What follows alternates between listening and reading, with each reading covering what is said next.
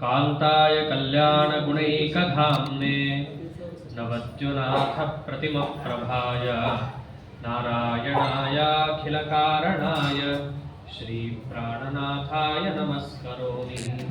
अनाकुलं गोकुलमुल्ललास यत्पालितं नित्यमनाविलात्मा तस्मै नमो नीरदनीलभासे कृष्णाय कृष्णारमणप्रियाय। अपितृलोक्याः बहिरुल्लसन्ति तमोहरन्ति मुहुरान्तरञ्च दिशादृशं नो विशदां जयन्ति मध्वस्य कीर्तिः दिननाथदिव्यं। श्रीगुरुभ्यो नमः। हरि ओम्।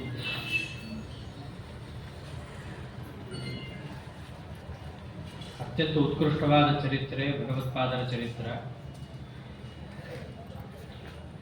ಅವರ ಬಾಲಲೀಲಾ ವೈಭವವನ್ನು ಪಂಡಿತಾಚಾರ್ಯರು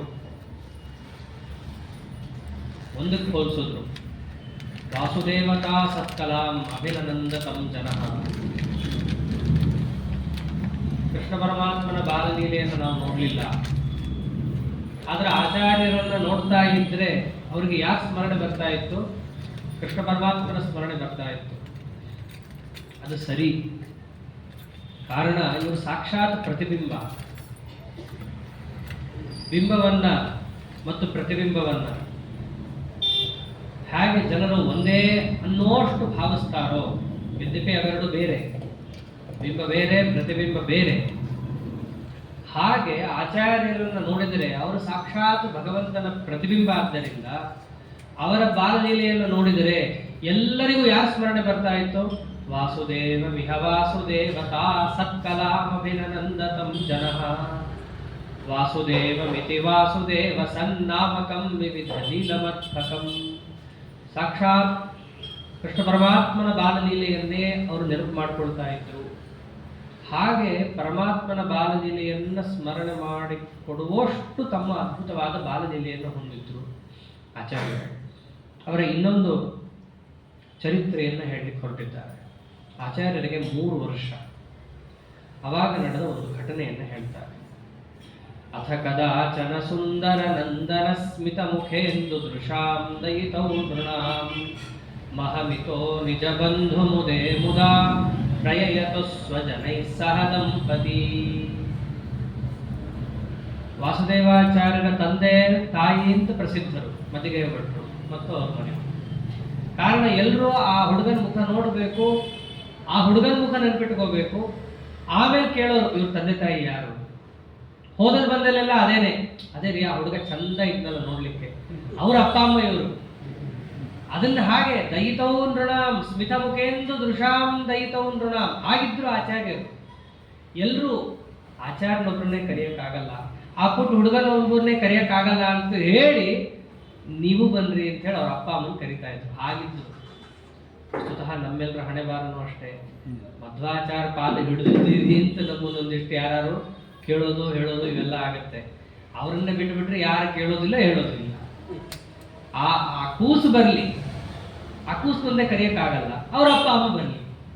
ಹಾಗೆ ಅವರ ಬಂಧು ಬಾಂಧವರೆಲ್ಲರೂ ಕೂಡ ಆ ಕೂಸನ್ನು ನೋಡಬೇಕು ಅನ್ನೋ ಉದ್ದೇಶದಿಂದ ಅವರನ್ನು ಹಬ್ಬಕ್ಕೆ ಮುಂತಾದಂತಹ ಕಾರ್ಯಕ್ರಮಗಳನ್ನು ಕರೀತಾ ಇದ್ರು.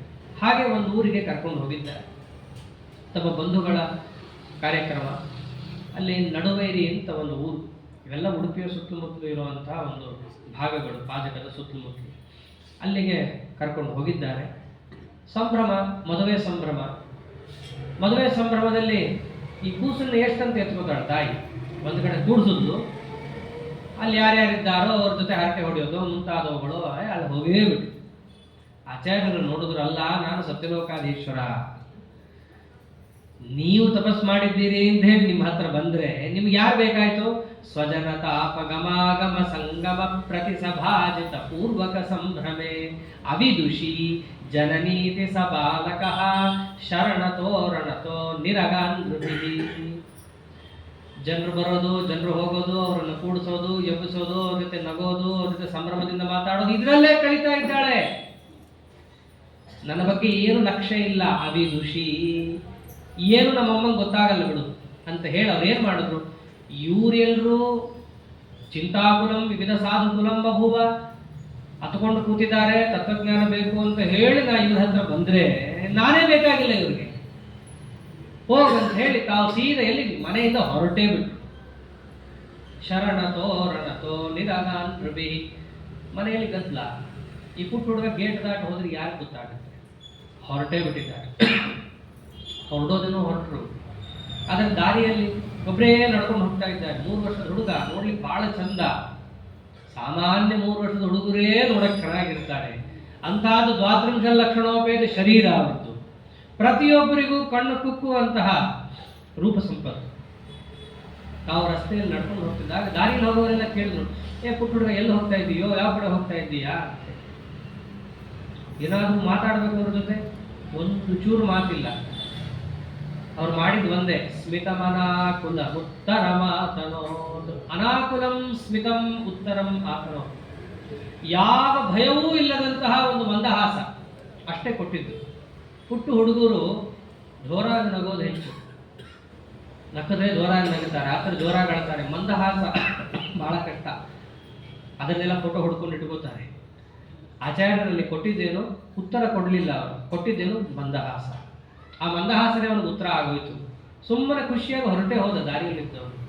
ಬೇರೆಯವರಾಗಿದ್ರೆ ಏನು ಮಾಡ್ತಾರೆ ಈ ಕಾಲದಲ್ಲಿ? ಮಗು ತಪ್ಪಿಸ್ಕೊಂಡು ಬಂದ್ಬಿಟ್ಟಿದೆ ಅಂತ ಹೇಳಿ ಅದನ್ನು ಎತ್ಕೊಂಡು ಅದನ್ನು ಹುಡುಕೊಂಡು ಹೋಗಿ ಕೆಲವರು ಮಾಡ್ತಾರೆ ಅದನ್ನು. ಅವನದನ್ನು ಮಾಡಬೇಕಿತ್ತು, ಇಲ್ಲ. ಒಂದು ವೇಳೆ ಅವರು ಗಾಬರಿಯಾಗೋ ಅತ್ತೋ ಕರೆದೋ ಮಾಡಿದ್ರೆ ಮಾಡ್ತಿದ್ರೇನೋ. ಆದ್ರೆ ಇವರು ಹೇಗಿದ್ರು, ಸ್ಮಿತಂ ಅನಾಕುಲಂ, ಯಾವ ಭಯವೂ ಇಲ್ಲದ ಒಂದು ಮಂದಹಾಸ ಕೊಟ್ಟುಬಿಟ್ಟು ಅವನಿಗೆಲ್ಲ ಅಜ್ಞಾನ ಹೊರಟೋಯ್ತು. ಇದು ಮುಖ್ಯ ಪ್ರಾಣದೇವನ ಲಕ್ಷಣ. ಇದು ಮಂತ್ರಾಲಯ ಪ್ರಭುಗಳು ಹೇಳ್ತಾರೆ, ಪ್ರಸಾದ ಮಾತ್ರೇಣ ಸ್ವಭಕ್ತ ಶೇಷ ಸಂಶಯ ಕ್ಷೇತ್ರ. ಮುಖ್ಯ ಪ್ರಾಣದೇವರು ನಮಗೆ ಸಂಶಯವನ್ನು ಪರಿಹಾರ ಮಾಡಬೇಕು ಅಂತಂದ್ರೆ ಅವರೇ ಎದುರಿಗೆ ಬಂದು ನಮ್ಮ ಎದುರಿಗೆ ಪಾಠ ಹೇಳಿ, ಕಲಿಗೆ ಅರ್ಥ ಆಗದಿದ್ರೆ ಹೊಡೆದು ಗಟ್ಟಿಸಿ ಏನು ಮಾಡಬೇಕಾಗಿಲ್ಲ. ಪ್ರಸಾದ ಮಾತ್ರೇಣ ಅವರು ಒಂದು ಸ್ವಲ್ಪ ನಮ್ಮ ಬಗ್ಗೆ ಪ್ರಸನ್ನತೆಯನ್ನು ಬೀರಿದರೂ ಸಾಕು, ನಮಗೆಲ್ಲ ಸಂಶಯಗಳು ಹೊರಟೋಗ್ತಾವೆ. ಮುಖ್ಯ ಪ್ರಾಣದೇವರ ಪ್ರಸನ್ನತೆಗಷ್ಟು ಮಹತ್ವ ಇದೆ. ಮಹಾಭಾರತದಲ್ಲಿ ಸಾಮಾನ್ಯ ಗುರುಗಳ ಪ್ರಸನ್ನತೆಗೆ ದೊಡ್ಡ ಮಹತ್ವ ಹೇಳಿಬಿಟ್ಟಿದ್ದಾರೆ. ಧೌಮ್ಯಾಚಾರ್ಯರು, ಅದರಂತೆ ವತ್ಸಾರುಣಿ, ಈ ಗುರು ಶಿಷ್ಯರ ಕಥೆಯನ್ನು ಕೇಳಬೇಕಾದ್ರೆ ಅಂತಂತ ಗುರುಗಳ ಒಂದು ಸ್ವಲ್ಪ ಪ್ರಸನ್ನತೆಯನ್ನು ಶಿಷ್ಯ ಗಳಿಸಿಬಿಟ್ರೆ ಸರ್ವೇತೇ ವೇದ ಪ್ರತಿಭಾಸ್ಯಂತಿ ಅಂತ ಅನುಗ್ರಹ ಮಾಡಿಬಿಡ್ತಾರೆ. ಅಂಥದ್ದು ಸಾಕ್ಷಾತ್ ಜಗದ್ಗುರುಗಳು, ಅವರ ಪ್ರಸನ್ನತೆ ಕಿಂಚಿತ್ತಾದರೂ ಸಾಕು. ಸ್ವಭಕ್ತ ಶೇಷ ಸಂಶಯ ಕ್ಷೇತ್ರ, ಎಲ್ಲ ಸಂಶಯವೂ ಕೂಡ ಒಂದು ಪರಿಹಾರ ಆಗುತ್ತೆ. ಅಂಥವ್ರು ಅವನ ಎದುರುಗಡೆ ಒಂದು ಚೂರು ಮಂದಹಾಸ ಬೀರಿದ್ರೆ ಅವನಿಗೆ ತಲೆನೇ ಕೆಡಲಿಲ್ಲ, ಅವನಿಗೆ ಮುಂದಿನ ಯೋಚನೆ ಬರಲಿಲ್ಲ. ಈ ಹುಡುಗ ಆರಾಮಿದ್ದಾನೆ, ನಾನು ಯಾಕೆ ಇವನನ್ನು ವಿಚಾರಿಸ್ಬೇಕು ಅಂತ ಹೇಳಿ ತನ್ಪಾಡಿಗೆ ತಾನು ಹೊರಟೇ ಹೋದ. ಅವರು ಸೀದಾ ಹೋಗಿದ್ದೆಲ್ಲಿಗೆ, ತದಿತರ ತ್ವರಿತಮೇತ್ಯ ಸಕಾಲನ ದೇವತಾ ಸದನಮತ್ರ ನನಾಮರಮಾಪತಿಂ ಅಪಿ ತತ ಪ್ರಗತೋ ಲಘು ನಾರಿಕೆಲ್ಯುಪಪದಾಂತರ ಸದ್ಮಗತಂಚತಂ. ನಡುವೈರಿಯಿಂದ ಸ್ವಲ್ಪ ದೂರದಲ್ಲೇ ಒಂದು ಊರು, ಕುಡುಬೂರು ಅಂತ. ಇವೆಲ್ಲ ಉಡುಪಿಯ ಸುತ್ತಮುತ್ತಲು ಇರುವಂತಹ ಪ್ರದೇಶ. ಹೇಳಬೇಕಂದ್ರೆ ಸರಿಯಾಗಿ ವಡಬಾಂಡೇಶ್ವರದಿಂದ ಪೂರ್ವ ದಿಕ್ಕಲ್ಲಿ ಬರುವಂತಹದ್ದು 2 ಕಿಲೋಮೀಟರ್ ಆ ಸುತ್ತಮುತ್ತಲು ಬರುತ್ತೆ. ನಾವೆಲ್ಲರೂ ಯಾತ್ರೆ ಮಾಡೋರು ಬದ್ರಿ ಯಾತ್ರೆಗೆ ಸಲೀಸಾಗಿ ಹೋಗಿ ಬರ್ತೀವಿ. ಸಲೀಸಾಗಿ ಅನ್ನೋದು ತಪ್ಪು ಇದ್ದೀವಿ, ಆದ್ರೆ ನಡೀತಾ ಇರೋದು ಹಾಗೆ. ಡೆಲ್ಲಿ ತನಕ ಫ್ಲೈಟ್, ಆಮೇಲಿಂದ ಬಸ್. ಹೋಗ್ಬೇಕಾದ್ರೂ ಕೇಳ್ಕೊಂಡೇ ಹೋಗ್ತೀವಿ, ಕಾಫಿ ಟೀ ವ್ಯವಸ್ಥೆ ಇದೆಯಾ. ಇದು ಯಾತ್ರೆ ಅಲ್ಲ, ಇದು ಪಿಕ್ನಿಕ್ ಅಂತಾರೆ ಅದನ್ನ. ಅಲ್ಲಿ ಇಲ್ಲಿ ಹೋಗೋದನ್ನ ಅಲ್ಲಿ ಹೋಗಿ ಬರ್ತೀವಿ ಅಷ್ಟೇ. ನಿಜವಾದ ಯಾತ್ರೆ, ಅದ್ರ ಕ್ರಮ ಏನು ಅದು ಗೊತ್ತಿದೆ, ಯಾರಿಗೇನು ಗೊತ್ತಿಲ್ಲ ಅಂತೇನಿಲ್ಲ, ಫಸ್ಟ್ ಕ್ಲಾಸ್ ಆಗೇ ಗೊತ್ತಿದೆ. ಅಲ್ಲಿ ತನಕ ಹೋಗಿ ನಾವೇನು ಯಾತ್ರೆ ಮುಂತಾದವುಗಳನ್ನು ಮಾಡಿ ಪುಣ್ಯ ಸಂಪಾದಿಸ್ತೀವಿ.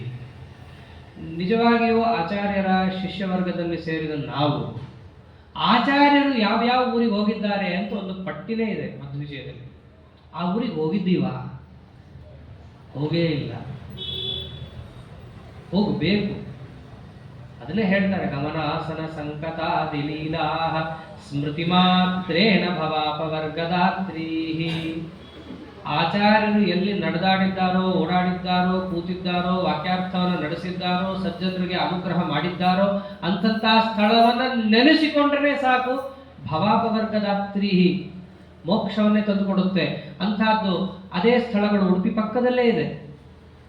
ಈ ಎಲ್ಲರೂ ಕೂಡ ಹೋಗೋರು ಅಲ್ಲೆಲ್ಲ ಕಡೆ ಹೋಗಿ ಬರಬೇಕು ಅನ್ಸರ್ತಿ. ತುಂಬ ಚೆನ್ನಾಗಿದೆ ಆ ಸ್ಥಳಗಳೆಲ್ಲ. ಅಂಥ ಊರುಗಳಲ್ಲಿ ಹೋಗಿ ಆಚಾರ್ಯರು ಯಾವ ಯಾವ ದೇವಸ್ಥಾನಗಳಿಗೆ ಭೇಟಿ ಕೊಟ್ಟರು. ರುದ್ರದೇವರ ದೇವಸ್ಥಾನಗಳು ತುಂಬ ಇವೆ ಅಲ್ಲಿ. ಅಷ್ಟೇ ಅಲ್ಲ, ವಿಷ್ಣು ದೇವಾಲಯಗಳು ತುಂಬ ಇವೆ. ಅದೆಲ್ಲ ಹೋಗಿ ಬರಬೇಕು ನಾವು. ಹೋಗಿ ಬಂದಾಗ ಆ ಆಚಾರ್ಯರ ಚರಿತ್ರೆಯನ್ನು ನಾವು ಕೇಳಕ್ಕೂ ಅಲ್ಲಿ ಹೋಗಿ ಕಣ್ಣಾರೆ ನೋಡೋಕ್ಕೂ ತುಂಬ ವ್ಯತ್ಯಾಸ ಇದೆ. ನಮಗದ ಅನುಭವಕ್ಕೆ ಬರುತ್ತೆ ಕೆಲವೊಂದು. ಇಂತಿಂಥ ಪವಿತ್ರ ಸ್ಥಳಕ್ಕೆ ಆಚಾರ್ಯರು ಬಂದಿದ್ರು ಅಂತ ಹೇಳಿ. ಹೀಗೆ ಆ ಆಚಾರ್ಯರು ನಡೆದಾಡಿದ ಸ್ಥಳಕ್ಕೆ ನಾವು ಹೋಗಬೇಕು ಒಂದಲ್ಲ ಒಂದು ಆವರ್ತಿ. ಗುತ್ತಿಗೆ ಮಾಡಿದವರು ಮಾಡಿದ್ದಾರೆ, ಟೂರಿಸ್ಟ್ ಎಲ್ಲ ಎಲ್ಲೆಲ್ಲಿದ್ದಾಗ ಹೋಗಿದ್ದಾರೆ. ಅದೆಲ್ಲ ಕಾಮೆಂಟ್ರಿ ಸಹಿತ ಪಿಕ್ಚರೈಸ್ ಮಾಡಿ ಅದೆಲ್ಲ ಮಾಡಿದ್ದು ಎಲ್ಲ ಕಡೆ ತಿಳಿಸಿದ್ದಾರೆ. ಹೌದು, ಆದರೆ ಅಲ್ಲಿಗೆ ಹೋಗ್ಬೇಕು. ಗೋಪಾಲಾಚಾರ್ಯ ಅಂತ ಹೇಳಿ ಇದ್ದಾರೆ, ವಾದಿರಾಜ ಫೌಂಡೇಶನ್ ಒಳಗೆ ಇದ್ದಾರೆ. ನೀವು ಬಹುಶಃ ಗೊತ್ತಿರ್ಬೇಕು. ಅವರೆಲ್ಲ ಮಾಡಿದ್ದಾರೆ ಅದೇ ಕೆಲಸ, ರಿಸರ್ಚ್ ಮಾಡಿ PhD ಮಾಡಿ ಅದೊಂದು ದೊಡ್ಡ ಶೋ ಮಾಡಿದ್ದಾರೆ. ಎಲ್ಲ ಯಾರಾದ್ರೂ ಇನ್ವೈಟ್ ಮಾಡಿದ್ರೆ ಬಂದು ತೋರಿಸ್ತಾರೆ ಕೂಡ. ಹೌದು, ಅದೇ ಅಂತಹ ಸ್ಥಳಕ್ಕೆ ಹೋಗ್ಬೇಕು ನಾವೆಲ್ಲರೂ. ಆಚಾರ್ಯರ ಸಂಚಾರ ಮಾಡಿದ ಸ್ಥಳಗಳೇನಿದ್ದಾವೆ ಪರಮ ಪುಣ್ಯವಾದಂತಹ ಸ್ಥಳ. ಅದೇ ಮೊದಲು ಈ ಮಧ್ವಿಜಯದಲ್ಲಿ ಹೇಳೋದು ಸಂಚಾರ ಕ್ರಮದಿಂದ ಹೇಗೆ ಅಂತಂದ್ರೆ, ಈ ತ್ವರಿತಮೇತ್ಯ ಸಕಾನನ ದೇವತಾ ಸದನ ಪಡಬಾಂಡೇಶ್ವರದಿಂದ ಮುಂದೆ ಬರುತ್ತೆ ಕುಡುಗೂರು ಅಂತ, ಅಲ್ಲಿ ರುದ್ರದೇವರ ದೇವಸ್ಥಾನ. ಅಲ್ಲಿಗೆ ಹೋಗ್ಬಿಟ್ಟು ಮಾಡಿದ್ದೇನು, ಸದನಮತ್ರ ನನಾಮರಮಾಪತಿ. ಅಲ್ಲಿ ಹೋಗಿ ಮಾಡಿದ್ದವರು ರುದ್ರಾಂತರ್ಗತನಾದ ನಾರಾಯಣನಿಗೆ ನಮಸ್ಕಾರ ಮಾಡಿದರು ಮೊದಲಿಗೆ. ಅಲ್ಲಿಂದ ಸೀದಾ ಮುಂದೆಲ್ಲಿ ಹೋದ್ರು, ತಾಳೆಕೊಡೆ ಅಂತ ಇನ್ನೊಂದು ಕ್ಷೇತ್ರ. ಹಾಗೆಯೇ ಮುಂದಕ್ಕೆ ನಡ್ಕೊಂಡು ಹೋದ್ರು. ಆ ಕ್ಷೇತ್ರಕ್ಕೆ ಹೋಗಿ ಅಲ್ಲಿದ್ದಂತಹ ವಿಷ್ಣು ದೇವಾಲಯ, ಅಲ್ಲಿದ್ದಂತಹ ನಾರಾಯಣ ದೇವರಿಗೆ ನಮಸ್ಕಾರ ಮಾಡ್ತಾರೆ. ನಮಸ್ಕಾರ ಮಾಡಿದವರೇನೆ ಅವರ ಕಣ್ಣಲ್ಲಿ ಮೊದಲೇ ತೇಜಸ್ಸು ತುಂಬುತ್ತಾ ಇತ್ತು. ಯಾವಾಗ ನಾರಾಯಣ ದೇವರನ್ನು ನೋಡ್ತಾರೋ ಇನ್ನಷ್ಟು ಕಣ್ಣಲ್ಲಿ ತೇಜಸ್ಸು ಬಂತು. ಮುಖ್ಯ ಪ್ರಾಣ ದೇವರಿಗೆ ಬೇರೆದನ್ನು ನೋಡೋದ್ರಿಂದ ಆನಂದ ಇಲ್ಲವೇ ಇಲ್ಲ. ಅವ್ರಿಗೆ ಆನಂದ ಅನ್ನೋದಿದ್ರೆ ಒಂದರಿಂದಲೇ, ಯಾವುದು, ಸಾಕ್ಷಾತ್ ಭಗವಂತನ ದರ್ಶನದಿಂದ ಮಾತ್ರನೇ. ಅವರು ಮತ್ತೊಂದು ಪದಾರ್ಥವನ್ನು ನೋಡೋದೇ ಇಲ್ಲ. ನಾವು ಕಂಬ, ಪ್ರತಿಮೆ, ಚಾಪೆ, ದಿಂಬು ನೋಡ್ತೀವಿ. ಅವರು ಪ್ರತಿಯೊಂದು ಕಡೆಯಲ್ಲೂ ನೋಡೋದು ಯಾರನ್ನ, ಸಾಕ್ಷಾತ್ ಪರಮಾತ್ಮನಲ್ಲಿ. ಅದನ್ನು ನೋಡೋದ್ರಿಂದಲೇನೆ ನಳಿನ ನಾಭ ನಿಭಾಲನ ಸಮ್ಮದ ಗಮ ವಿಕಸ್ವರ ಭಾಸ್ವರ ಲೋಚನ ಜನಮನೋ ನಯನಾಂಬುಜ ಭಾಸ್ಕರೋ ರಜತ ಪೀಠಪುರಂ ಪ್ರಯಯಾವಸೋ. ಪರಮಾತ್ಮನನ್ನು ನೋಡೋದ್ರಿಂದ ಇವ್ರ ಕಣ್ಣು ಅರಳಿತ್ತು. ಅಲ್ಲಿದ್ದಂತಹ ಬೇರೆ ಜನರು ಇರ್ತಾರಲ್ಲ, ದರ್ಶನ ಮಾಡಕ್ಕೆ ಬಂದಿರ್ತಾರಲ್ಲ, ಅವರಿಗೆ ಇವ್ರನ್ನ ನೋಡಿ ಕಣ್ಣು ಅರಳುತ್ತು. ಯಾರನ್ನ ನೋಡಿದ್ರೆ ನಿಮ್ಮ ಮನಸ್ಸು ಕಣ್ಣು ಅರಳುತ್ತೋ ಅವರನ್ನು ಮೊದಲು ನೋಡಬೇಕು.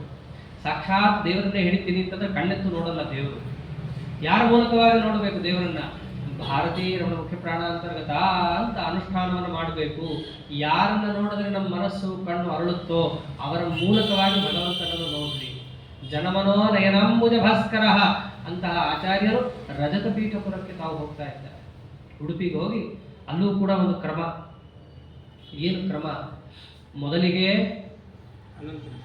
ಚಂದ್ರಮೌಳೇಶ್ವರನ ದರ್ಶನ ಮಾಡಬೇಕು. ಪೂರ್ವದಲ್ಲಿದೆ ಅದು. ಚಂದ್ರಮೌಳೇಶ್ವರನ ದರ್ಶನ ಮಾಡಿದ ಮೇಲೆ ಅನಂತೇಶ್ವರನ ದರ್ಶನ ಮಾಡಬೇಕು. ಇದು ಅಲ್ಲಿರುವಂಥ ಪದ್ಧತಿ.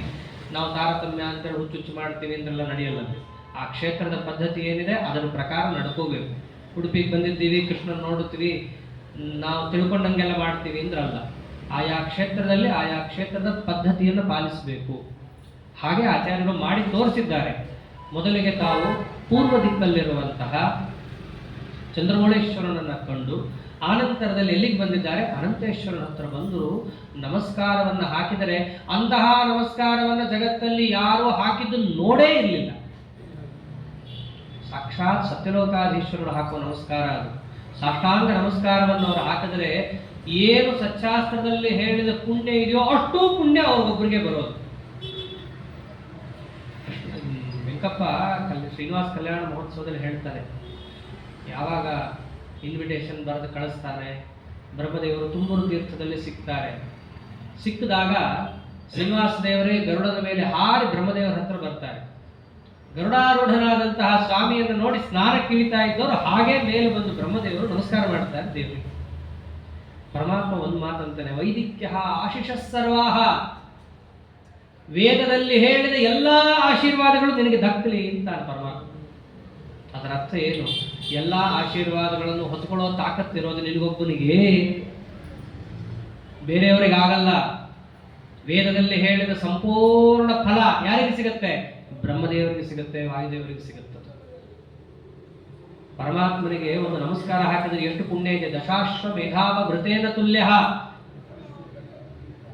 ಒಂದು ಅಶ್ವಮೇಧ ಮಾಡಿದ್ರೆ ಅಪಾರ ಪುಣ್ಯ.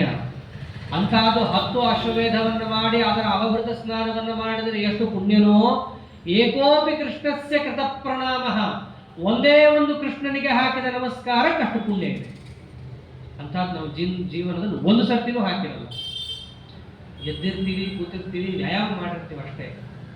ಭಾಗವತದಲ್ಲೂ ಅಂತಾರೆ, ಸಕನ್ಮನ ಕೃಷ್ಣ ಪದಾರವಿಂದಯೋ ನಿವೇಶಿತಂ ತತ್ ಗುಣರಾಗಿ ಎಲ್ಲಿಹ ನತೇಯಮಂ ಪಾಶಭೃತಶ್ಚ ತದ್ಭಟ ಸ್ವಪ್ನೇಪಿ ಪಶ್ಯಂತಿ ನ ಚಿನ್ನ ನಿಷ್ಠುತ. ಜೀವನದಲ್ಲಿ ಜನ್ಮದಲ್ಲಿ ಒಂದು ಬಾರಿಯಾದರೂ ಕೃಷ್ಣನಿಗೆ ನಮಸ್ಕಾರ ಹಾಕಿದರೆ ಅವರಿಗೆ ನರಕ ದರ್ಶನ ಇಲ್ಲ, ಯಮ ದರ್ಶನ ಇಲ್ಲ, ಯಮದೂತರ ದರ್ಶನ ಕೇಳೋದಿಲ್ಲ.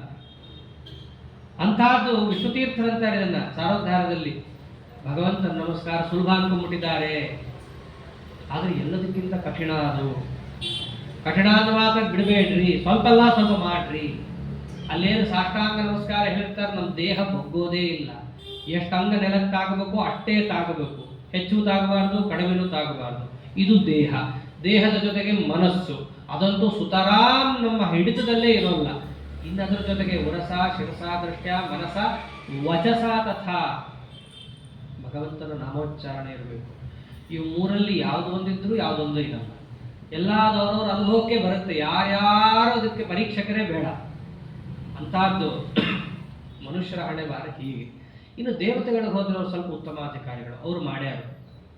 ಎಲ್ಲವನ್ನೂ ಕೂಡ ಸ್ವಲ್ಪಲ್ಲ ಸ್ವಲ್ಪ ಹಚ್ಚಿ ಏಕಾಗ್ರಚಿತ್ತರಾಗಿ ಅವರು ಮಾಡುತ್ತಾರೆ.